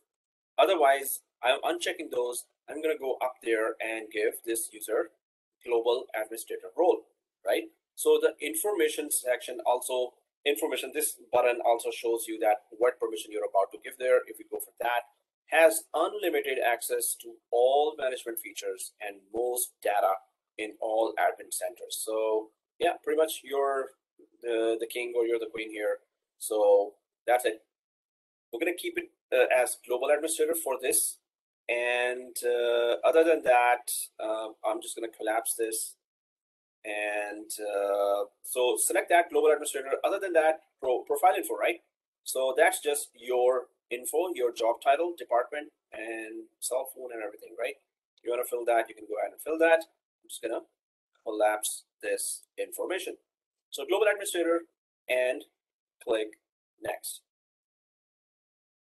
So that's it, guys. Now, normally my habit is I'll just copy this and open a notepad somewhere, either outside of laptop, outside of virtual machine, or inside. Just open anywhere and just put that separately because we will need to put that. Now, after creation of this account, we need to at least log in once to this, right? So for that, I'm just putting that information here in the notepad. Okay, so finish adding. That's it, nothing else. Oh, okay, so it shows me the password. And yes, this is the username, this is the password, this is the display name. We're good. You can just copy this one if you want. I know the password. That's it. So we don't want to make a template for this for future user creation. And I don't want to add another user for now. So that's it. I'm going to click close. Okay. So, yeah. So Amir, you're creating another user to manage this console. Good to have like two users there, right? Yes, it's always good. Yeah, you're saying? What about like if my company, if I sync all the user there and from there I have some administrator group that I want them to have access to the admin center here. I can do that too. Yes, whichever user is synchronized from on-premises can be given global admin rights here as well if you want. Okay, thank you. Then it can be managed. Amir. Yeah. So why are you giving them licenses? You don't need. Which? Or the admins. No, if somebody wants to you're wasting money, right? Huh? You're wasting money, right? No, so if you why give want the users... to make an admin, then you have to give a license. If you don't want to, then don't give. But it will definitely be a waste of money if he or she is not responsible for this task. Otherwise, normally, suppose I have done all the infrastructure roles, but I have done some training, company-based training on Exchange and online, and they say, okay, now you're ready. So your account is synchronized, and now we're giving the license for this as well. So in that case. But you could still go without the license on these two users. Without the license, then you cannot access the features and advanced features and configure anything if you don't give a license. Right? So you have to give a license to, suppose I want to access an example. Exchange. Yeah, so if I am adding a user and that user is just an Exchange user, so I have to give the license for Exchange. Or if that user is a global admin, like the senior administrator. So yeah. But you can access the web-based version of it, no?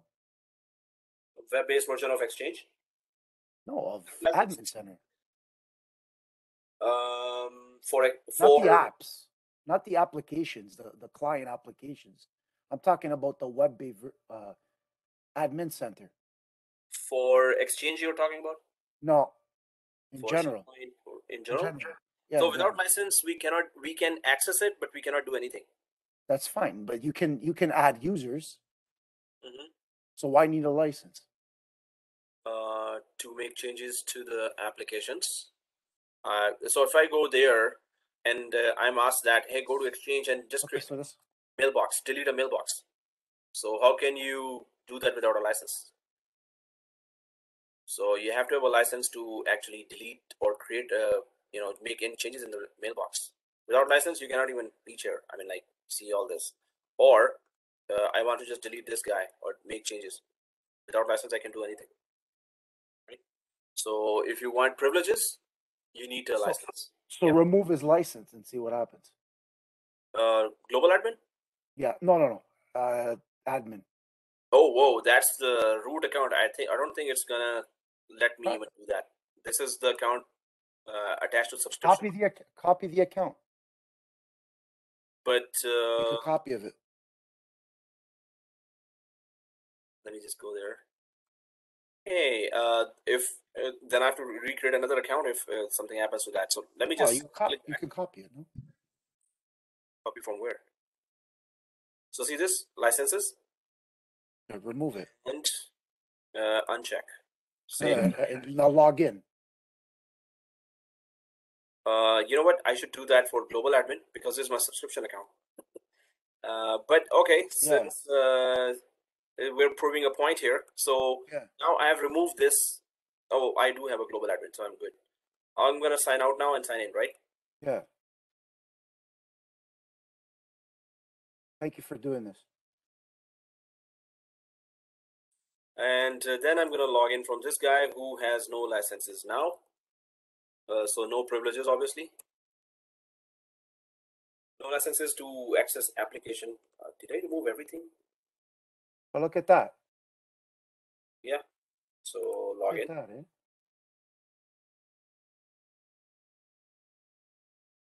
Unlicensed. Ouch. Okay. Interesting, eh? Yeah. And thanks. Azure Active Directory. So if I go here, no, but the point was, can I do anything?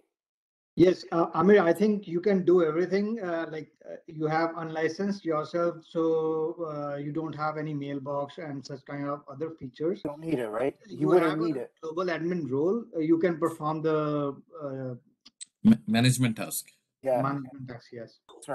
But I remove the license for the access of applications. That's what I'm saying. That once you don't go to the application, so how can you do that?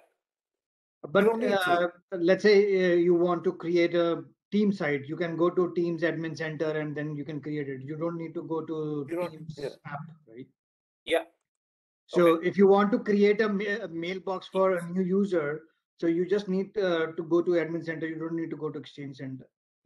Exchange mailbox. You just need to give the license to the new user, right? So add a user here and test. So I don't have a license myself, but go for test, and it should be asking me, oh man,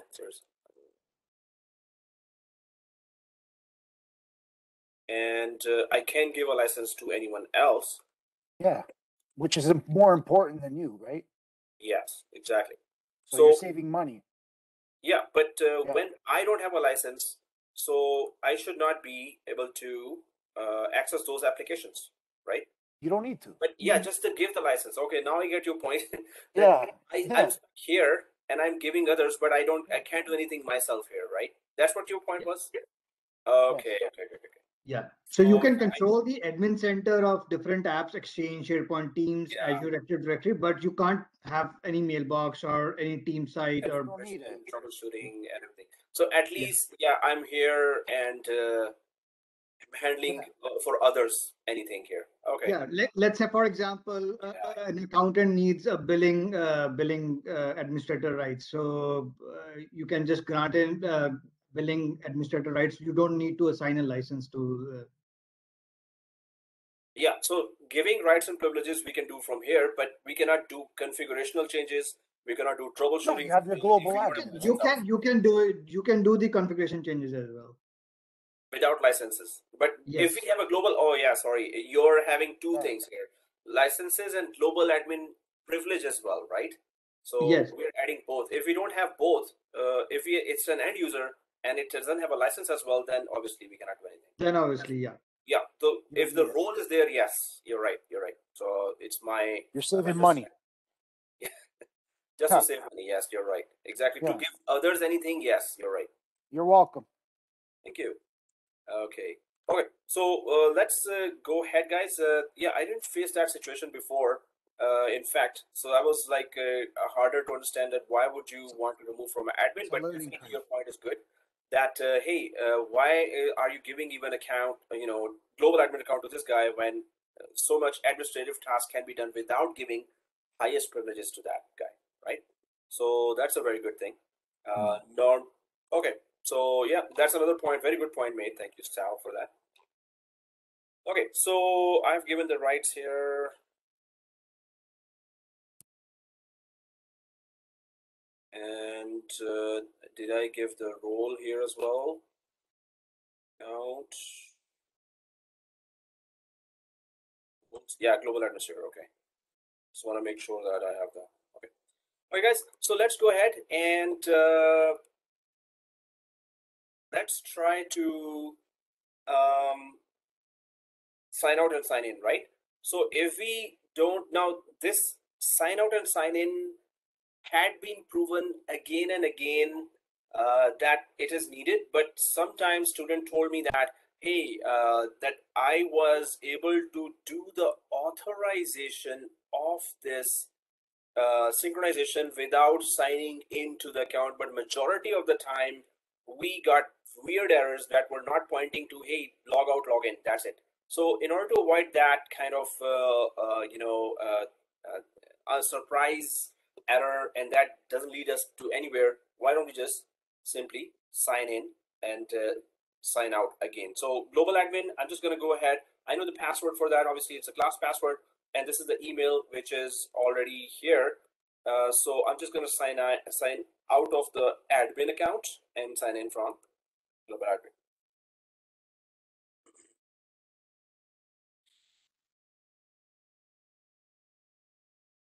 Strange. I haven't seen that configuration done in many companies, but maybe the big companies that didn't care about saving licenses, or I don't know. But that's very good for saving money. Good point. Yeah, but administrator is also working in that organization. He needs email and those kind of things, right? Yeah, so that's why I never had to do that. But definitely somebody can be taken away with the license and save the money. Definitely. If we are saving money, then that's a good idea. It's Okay. an HR thing. It's an HR thing some of the times, right? Yeah. So I work in a MSP. So we are admin for many tenants, many companies.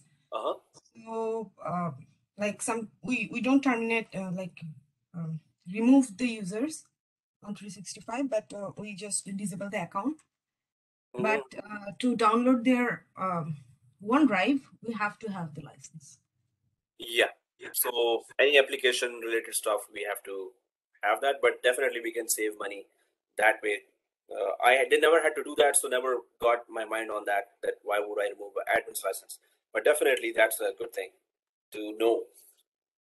And yes, we would need license for many other tasks, day-to-day tasks. All right, guys. So here, sign in and sign out. That's it. If you wanted to, Amir, like if you're in a company that's worth millions and you're okay with it, you have that extra license. Yeah, just create an Amir Shahzad at companyname.com. That's it. Yeah. Right? You're right. If you, Amir, if you click here, view account. View account, this one? Yeah. Yep. And on the left side, we're seeing subscription. I think on the bottom. Yeah. Scroll down. This one. If you click this, so here is showing these all the application. Yeah. Exactly. There's a lot of details of that account. Yeah, you were saying? Cool. That's good. Okay. So all the details and more detail actually are here. So guys, that's since I logged in, we don't need to actually stay logged into that. So I'm just going to sign out from this and sign in from my root account again, right? And that's it. And let's go for the next step, which is AADC. Oh, 116. Okay, we need to really do the synchronization today. So I'm just gonna put that admin account back. Oh, there you go.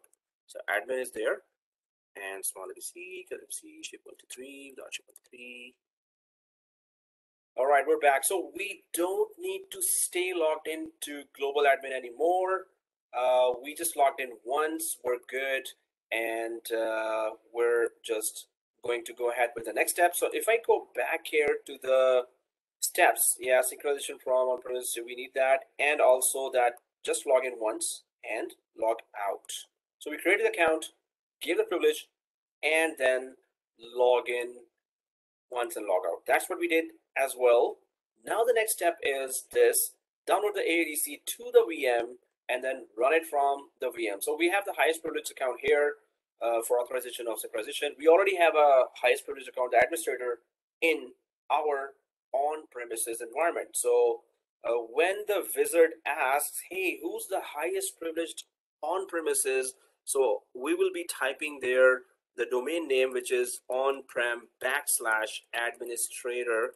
And, you know, it would ask for authorization, right?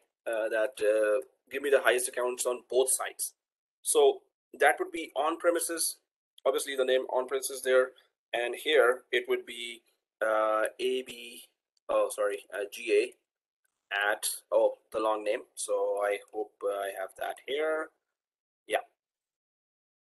So this would be our highly privileged account for representing the cloud, right?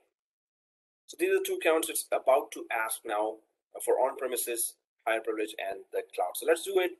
Let's go to our machine. We need to download from internet. So Microsoft has only one website where it's showing that latest version of AADC. So you can go to Google and type download AADC Microsoft. So if you're doing it from outside of the virtual machine, then download it in your laptop and copy it from outside to inside the virtual machine. I'm doing it from inside the virtual machine, so I'll download it directly into this virtual machine. So that's Microsoft's website, Microsoft Azure Active Directory Connect. I'm going to click that. It's a very small file, 80-90 MB, I guess. So I'll put that link in chat. Oh,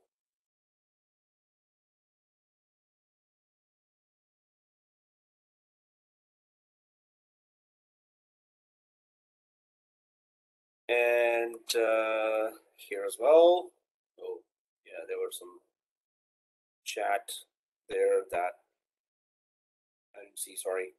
Okay, I'm just going to download that quickly now.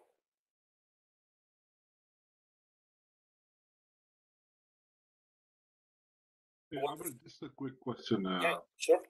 I'm logging with this ID, but I'm going to the Office 365 portal, not to this admin portal. I don't know why. Which ID? The global admin? Both of them. I tried with my own ID. The first ID I created, it's taking me to the Office 365 portal. Which is this? No. Not Microsoft 365, but the other one? Office 365. This one. Yes. Oh, so from there, you can just go down. Oh, okay, let me just remove all that. No, I have this one, yes. Yeah, okay, so if you go down here, see this? There's that gray admin button, right? Either do this or just click on this one, all apps. Once you click that, so all icons are there. The main area is this admin area, gray admin. So just click that and you'll be back there to admin center. Okay, I got it now. Thank you. Okay, so here guys, I downloaded this. Yeah, there we go. So AzureAD Connect.msi, right? So AzureAD Connect.msi, once you have downloaded, if it's in your laptop, copy it now to the virtual machine while it is directly copied in my virtual machine. So I just need to launch it and start the installation wizard, right? So I'm going to click this.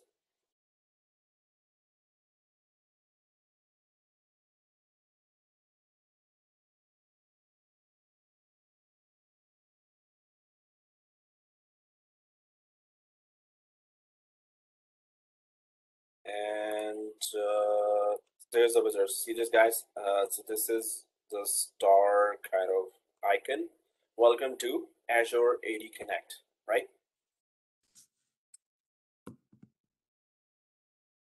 Good. O-N-K. So I'm going to click agree. Well, if you're copying, then it's still a very small file. So just once you copy it inside the virtual machine, just double click it. So I agree to the license terms and condition and continue. Actually, I'll make it a full screen and continue. So now it is saying this: if you have a single Windows Server Active Directory forest, we will do the following: configure synchronization of identities in the current AD forest of on-prem, so this is our current forest. Configure password hash synchronization. So synchronization of usernames and the password hashes, and initial synchronization, synchronize all attributes, all the features of that user account, and auto upgrade enabled whenever there's an upgrade available. It also says one more thing: on-prem.local is not a routable domain. Obviously, this is a local domain, right? It's not accessible from internet, and we don't want it to be accessible from internet. We're just synchronizing our user accounts and passwords to the Azure Active Directory. So if it is not routable, it's okay, right? So it's supposed to be our private domain in our on-premises local branch, right? So, okay, there are two options here, and that is customize and use express settings. We're going to be using express settings, but if you click the customize here, so it has specify a custom installation location. So no existing synchronization service was found on this computer. This AzureAD Connect synchronization service will be installed. So if it is there pre-existing synchronization service, then you can go ahead and customize it, but we're installing it for the first time. So that's why those options won't apply to us. I'm going to click previous because we need to go to express settings. So I'm going to click express settings here. And now it is asking the authorization of AzureAD Global Administrator. Remember, we just logged out, login, logged out, right? So I think it's in my clipboard. So I'm just going to control V this, and no, it's not. Okay, that's something else. So, oh yeah, it's in my one, it's notepad, this one. So global admin account that we just created, we need to put that here now, GA at this. And the password is, well, let me see,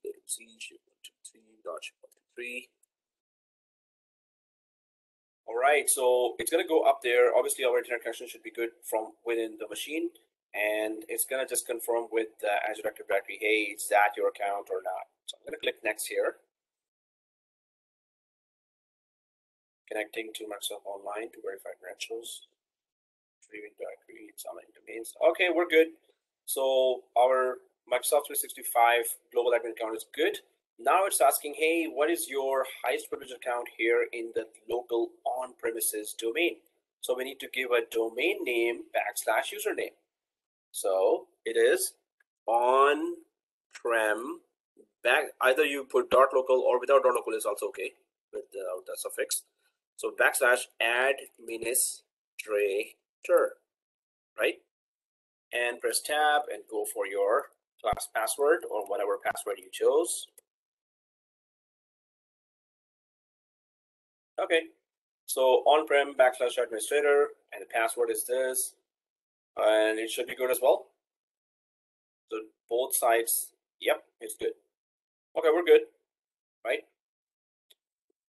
And to use on-premises credentials for AzureAD sign-in, the UPN suffixes should match one of the verified custom domains in AzureAD. So it says that, hey, I don't find any domain up there in Azure, and I don't find any users having this domain as a suffix for their user principal name. So obviously we didn't add this domain up in Azure Active Directory. So not finding it there by this wizard is okay. We don't want this name to be up there. So I'm going to click continue without matching all UPN suffixes to verified domains. Obviously this domain was never added there. So how could it be there? So we can ignore this and or acknowledge this and click continue and click next. All right, so these are the tasks it's going to do. It's going to install a built-in small SQL Express and just configure this domain controller to have all the synchronization of users done online. It's going to take some time, but not a lot of time. It's not that late in doing this. So I'm going to click install now to initiate the synchronization process. It's installing SQL Server, connecting it, so SQL Server Express, local DB. It's very small, so not a lot of configuration needed there for this. And synchronization sort of started. So it does take a little time. I'm gonna go and be there on my, oh, that's actually inside the virtual machine. Screen. So while this is going on, that's where I'm logged in, I guess. Yeah. So what I'm expecting is that after some time, there will be 390 users populated here in the active users and Microsoft 365 Admin Center, or in Azure Active Directory, you will see exactly the same amount. So, but not right now. And I'll put this guy here. So yeah, it's kind of, we do refresh and then once it is finished. A service account gets created here as well for facilitating the whole synchronization process. So after some time, you will see here one more account get created. That is service account for, so after some time, whatever. Yet.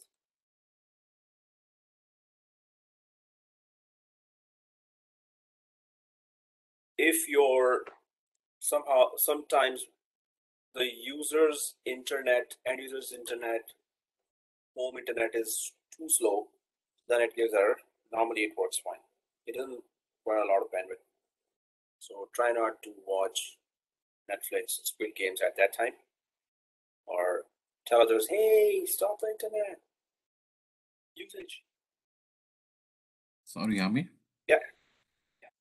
So, like our company, we have like our own email addresses related to company. that thing setup will done later? Like, yeah, obviously. So we have to add the domain from, in fact, I'm about to now mention that please purchase our domain from GoDaddy.com, everyone. And we're going to connect that domain to this Azure Active Directory, and then we're going to attach it to all the users. okay, thank you. So before next class, we have to purchase our domain from GoDaddy.com. That would be $1.20 or 99 cents. Very cheap domain that ends with .xyz or .club or .whatever, but not .ca.com. It will be then $10 or $15. So go for, if you want to purchase that, up to you. So in fact, since we're talking about that, so guys, while this synchronization is going on, for next week, you have to go to GoDaddy.com. Better GoDaddy.com. You can try others, but then GoDaddy.com has collaboration with Microsoft. So other domain registrar, we have to check it out. Why is it asking me to log in anyway? So what I wanted to show you was when you go to GoDaddy.com domain. Okay, there's a question there. Madhya says, root admin is a global admin too. So why there is need to create another account with global admin? Why we do not use that in AD Connect? Yes, you're right, Madhya. And I did explain that before as well, but this is a very good question. Microsoft by design doesn't let you, or doesn't recommend, first of all, it doesn't recommend to use the root account, which is the very account that you actually log into your in the cloud environment. First thing. Second thing, technically, we have tested from time to time, and actually when it discovers that this is the root account or the subscription account, it doesn't then let you use that in the Azure Active Directory Connect.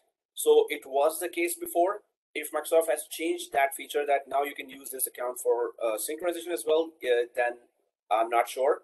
But this account is not recommended to be used for any other purpose other than when you're logging in, and do create another account for other purposes. Authorization of synchronization is, so this account will be exposed in the infrastructure on-premises environment as well.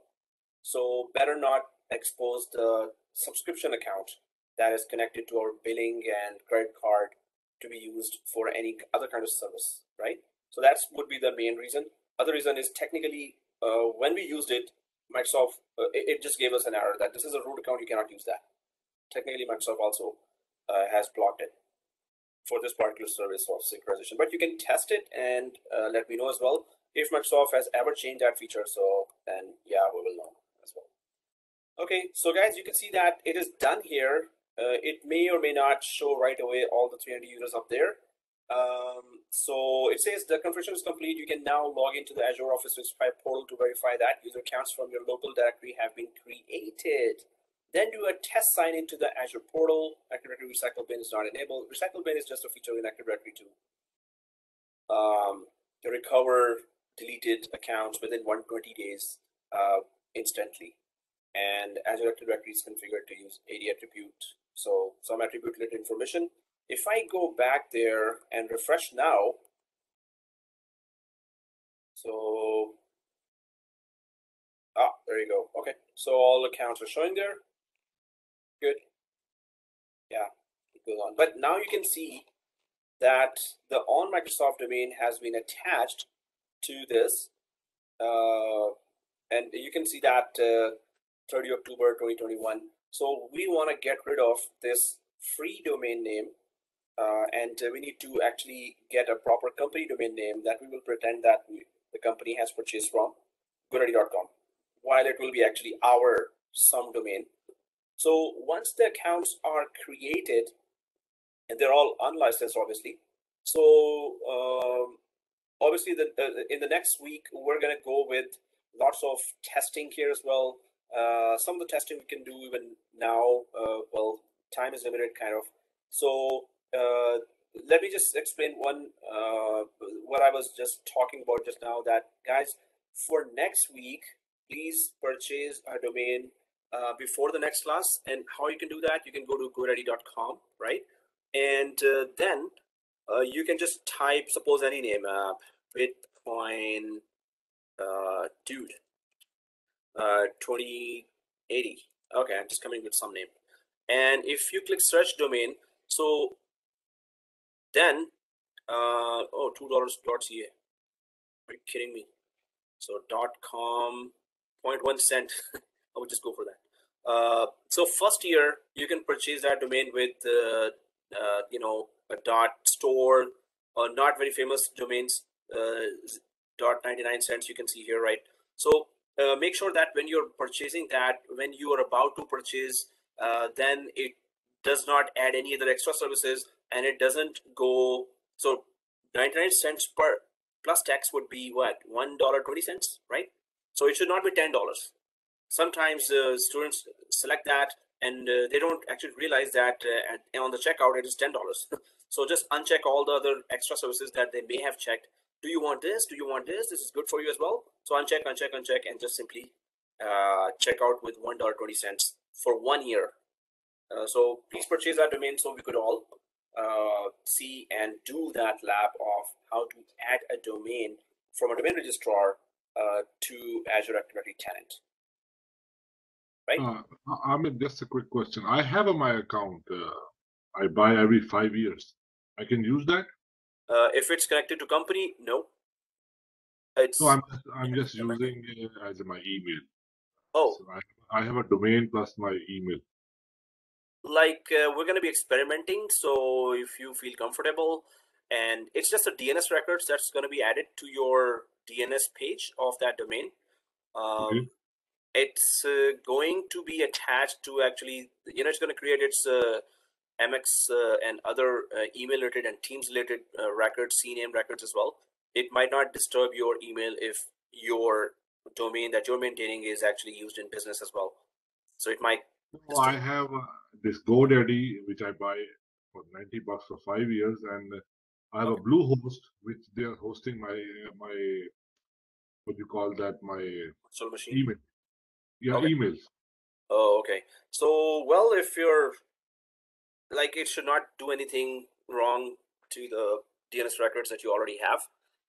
But just to avoid surprises, you can purchase another one. Otherwise, you want to use that, yes, you can use that. If okay, I'll see. It's a 1 week, so I will think. Yeah, it's a 1 year domain, guys. And second thing, it's just $1.20. Third thing is remove auto renewal from it, because next year they're going to charge you $20. So when you purchase the domain after 3 months, they allow you to uncheck auto renewal for that after 3 months or 2 months.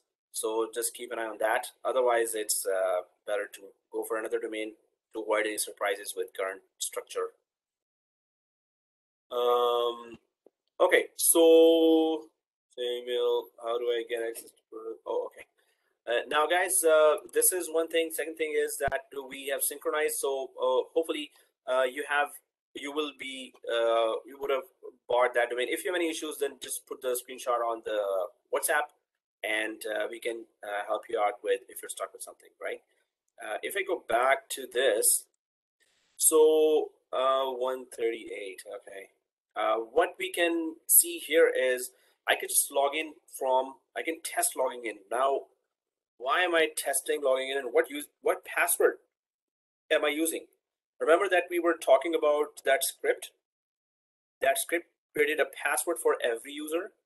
That password was capital PASSWORD1, password 1, right?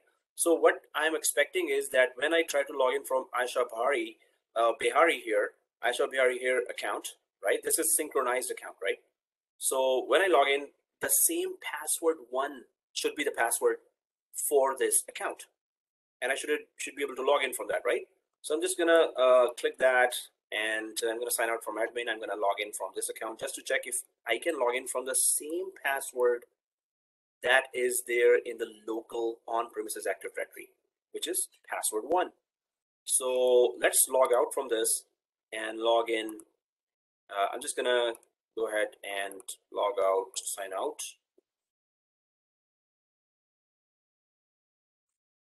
So the same password that we have, we should be able to log in. So first of all, I shall be at this free domain. Next, so it's capital B, ASS, small. The rest is all lowercase. WORD1, the number 1. So it would be, and I haven't given any license, obviously. So your account it doesn't have permission to view or manage this page in the Microsoft 365 Admin Center, obviously. No license, no privilege at all, but sign out and switch. So this means that at least the login information is good. So login information was this for this, and all the 390 users, the password is this, right?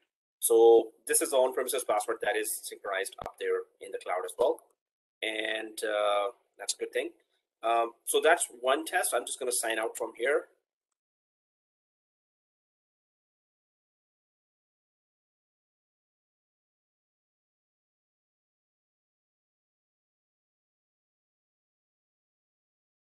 Okay, now we're back and it's admin. Small MVC, MVC, shape123.shape123. Okay. Hassan says, so that means that without proper license, user won't be able to log in even. Yeah, license and privilege, both are not there, then yeah, there's nowhere to go. So it's an empty screen then. You know, even if you land on this page, there are no applications showing there. Obviously, if no application was selected. No license is there, no application shows here. It's just an empty screen for the end user. Yeah, mine is empty here too, like just says add apps. Okay.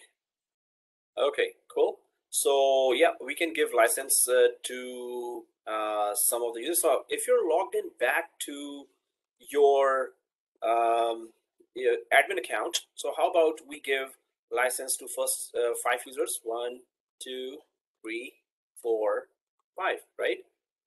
Just a random number. Aisha Bihari, Alan Reed, Alana Shaw, Eldith Walker, and Alicia Harrison. So we want to give licenses to all 5 of these. How do we do that? Then we can go to 3 dots here and manage product licenses, right? So, well, that's particularly how to give licenses to multiple users. So manage product licenses, once you go there, so you're replacing, assign more. So just click the replace and there you go, right? So 5 more gone now, 18 left. And even then you can go for, if you click on the app, so if you're still particular about, hey, these 5 users are not supposed to have this, and that application, so keep on checking whatever you don't want those users to have, right? And otherwise, if they need to have all those, then we're good.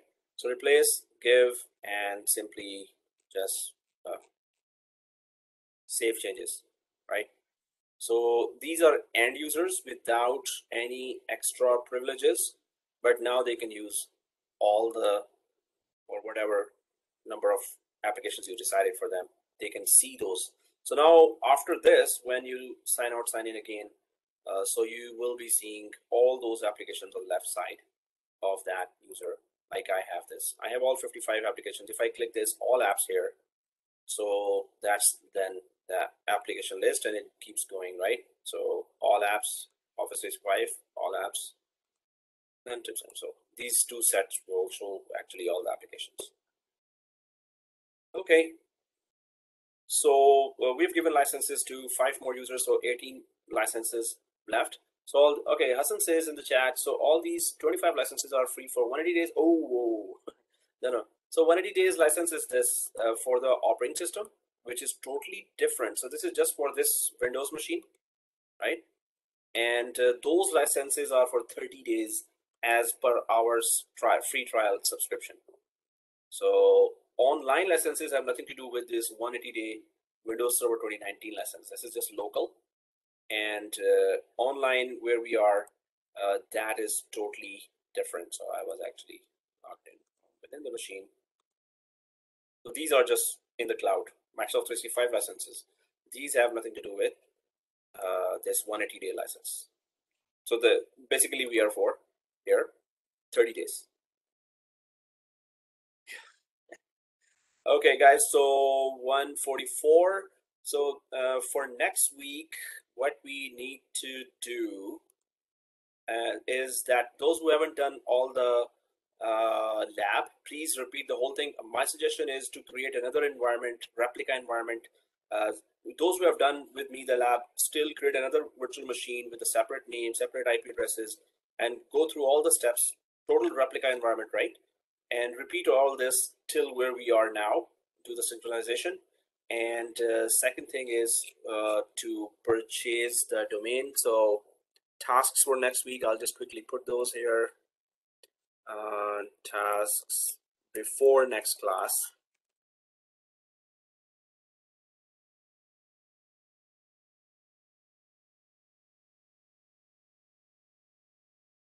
So first one is purchase a domain from www.godaddy.com.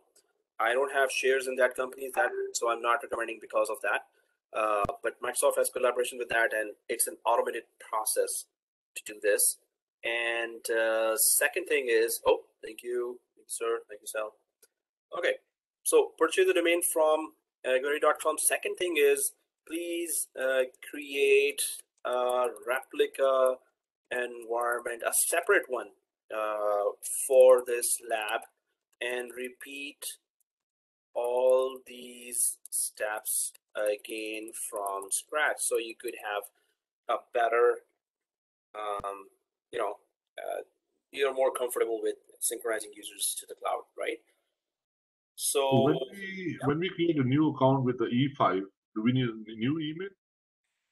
Yes, it would be better to create an account with another free email like Outlook or email. Yep. And better to create, yeah, so I already said that, yeah, create another virtual machine separate with a separate on-prem domain. Maybe just change that name from on-prem to something else. Okay, so these two tasks we need to do, and what we will be doing is next class we will go for domain adding to Azure tenant. Also, what we will do is go through AzureAD features and do labs whichever are doable. Also, we're going to then, well, we won't be able to finish AzureAD features, but after that, we'll switch to Exchange Online, which is obviously related to, connected to Azure Active Directory. So, okay, just repeat all the lab. The main golden word is repetition. The more you repeat, the more comfortable you are. If you say that, hey, I just saw once, I'm okay. No, you're not okay. Without repeating, it's not okay at all, right? So repeat, repeat, repeat, so you get comfortable. And you will troubleshoot. If there's any troubleshooting, just share with us so we can all know as well, and we can also help you. Those who troubleshoot others' issues get their knowledge more, and their troubleshooting skills are better, right? So always be ready to help others. That way you get the benefit first. You get the knowledge first, you get comfortable with more difficult stuff, and your troubleshooting skills are always better. So any issues, just put that on the WhatsApp and let's help out everyone to reach this lab before the next week, right? But guys, if there are any questions, let me know. Otherwise, see you 8:55 next Saturday. Yay! Yeah, just a quick question, Amir. Yep. So we migrate, we basically sync the user as well, and from on-prem to cloud. Yeah. What about their mailboxes? Like on-prem mailboxes. Are we gonna test anything like that, or? Oh, it's a totally online exchange. I mentioned that at the start of the course as well.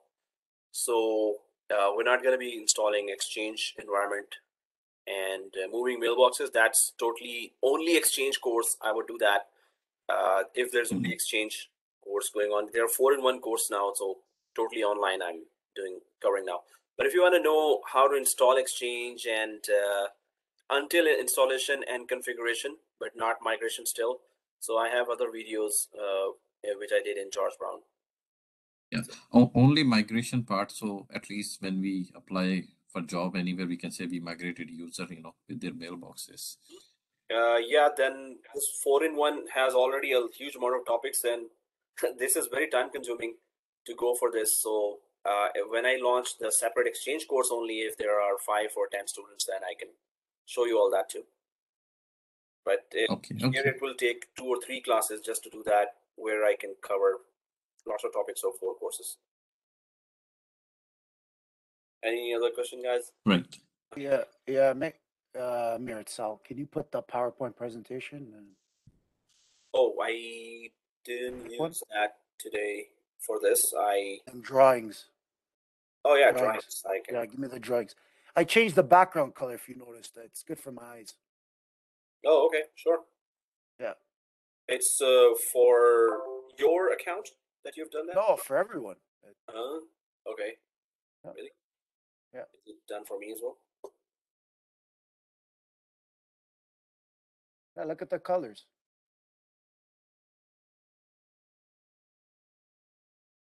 Just the canvas. The canvas? Canvas, what you're looking at. You're writing, and then behind it there's a color. Oh, that color you've changed. Yeah, okay. It's good for you. Yeah. Okay, thanks. You don't mind, do you? Well, no, at all. But let me know if there's any configurational changes. No. No. Week one. I changed the color too. Oh, okay, cool. Thank you. Okay. All right. Cool. Okay, and what was it doing? Oh yeah. And the drawings. Hey guys, if there are any other questions, let me know. Otherwise, repeat. Wherever you're stuck, put it on WhatsApp during the week, and yeah, we're all here to help each other make it happen, right? So let us know.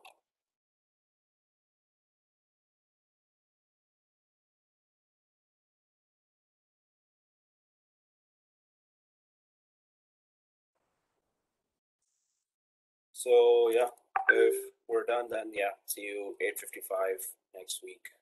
Sharp. Wow, this is a war zone. Are you gonna try out that OneDrive thing I showed you? Well, there's another class starting now, so Teams. Yeah. So if it's, can I try that out later? I'll try it later. Okay, let me know. Yeah. Cool. If not, I'll set one up. It's easy. Sorry, again, where do you want me to go? Oh, okay. So go to Teams. Yeah.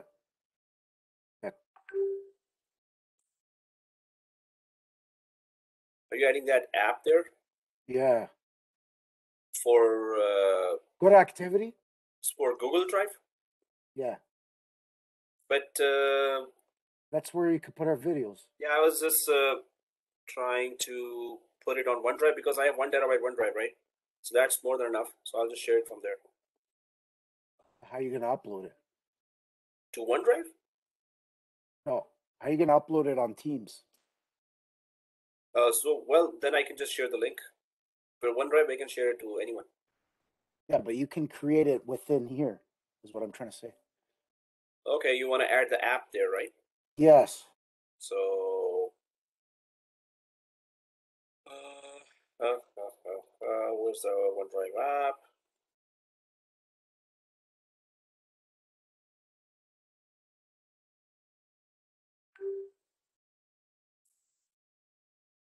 It's not here. Sorry? Yeah. So you shared. Oh, okay. Here you. Yeah. Where you shared that? Okay, so you probably files. Oh yeah, I'll upload it here. Okay, no problem. I'll just upload it in the files, right? Yeah, you could do that, but there was another one that I sent you. Where's that? Oh, add cloud storage. This one. Yeah. That's right. Okay, it doesn't have. And then sign up. Put your account in. Oh, okay. So if you prefer Google Drive, then so it's offline, right? Yeah. It's better than Stream because Stream, I don't know what's going on with that. I don't want to think about it. So. Yikes. Okay. So that's. Yeah, you get what I'm saying? Yeah, I get it. Cool. So either I'll add this here or. Yeah, we'll do that. Yeah. That because it uses in the background Word Drive. Sounds good. Cool. Okay, Right. guys. Thank you. Yeah, no, thank you. Let me know when it's done. Oh, yeah, sure. Appreciate it. Amir, I have a question. So regarding AzureAD Connect, can we do at OU level also? Sorry, what? While synchronizing the accounts through AzureAD Connect, so can we do at OU level also, rather than complete domain? OU 11?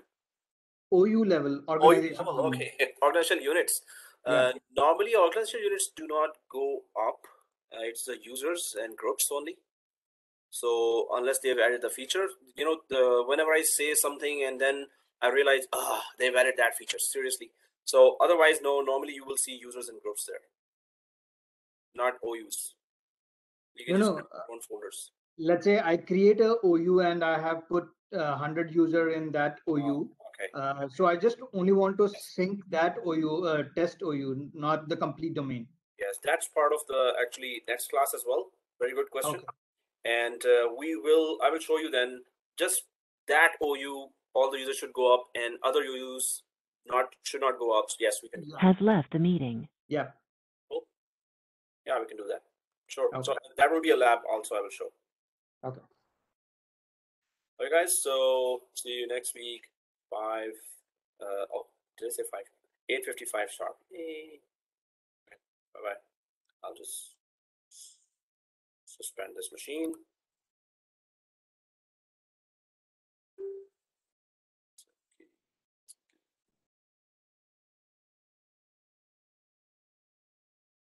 We'll stop the recording.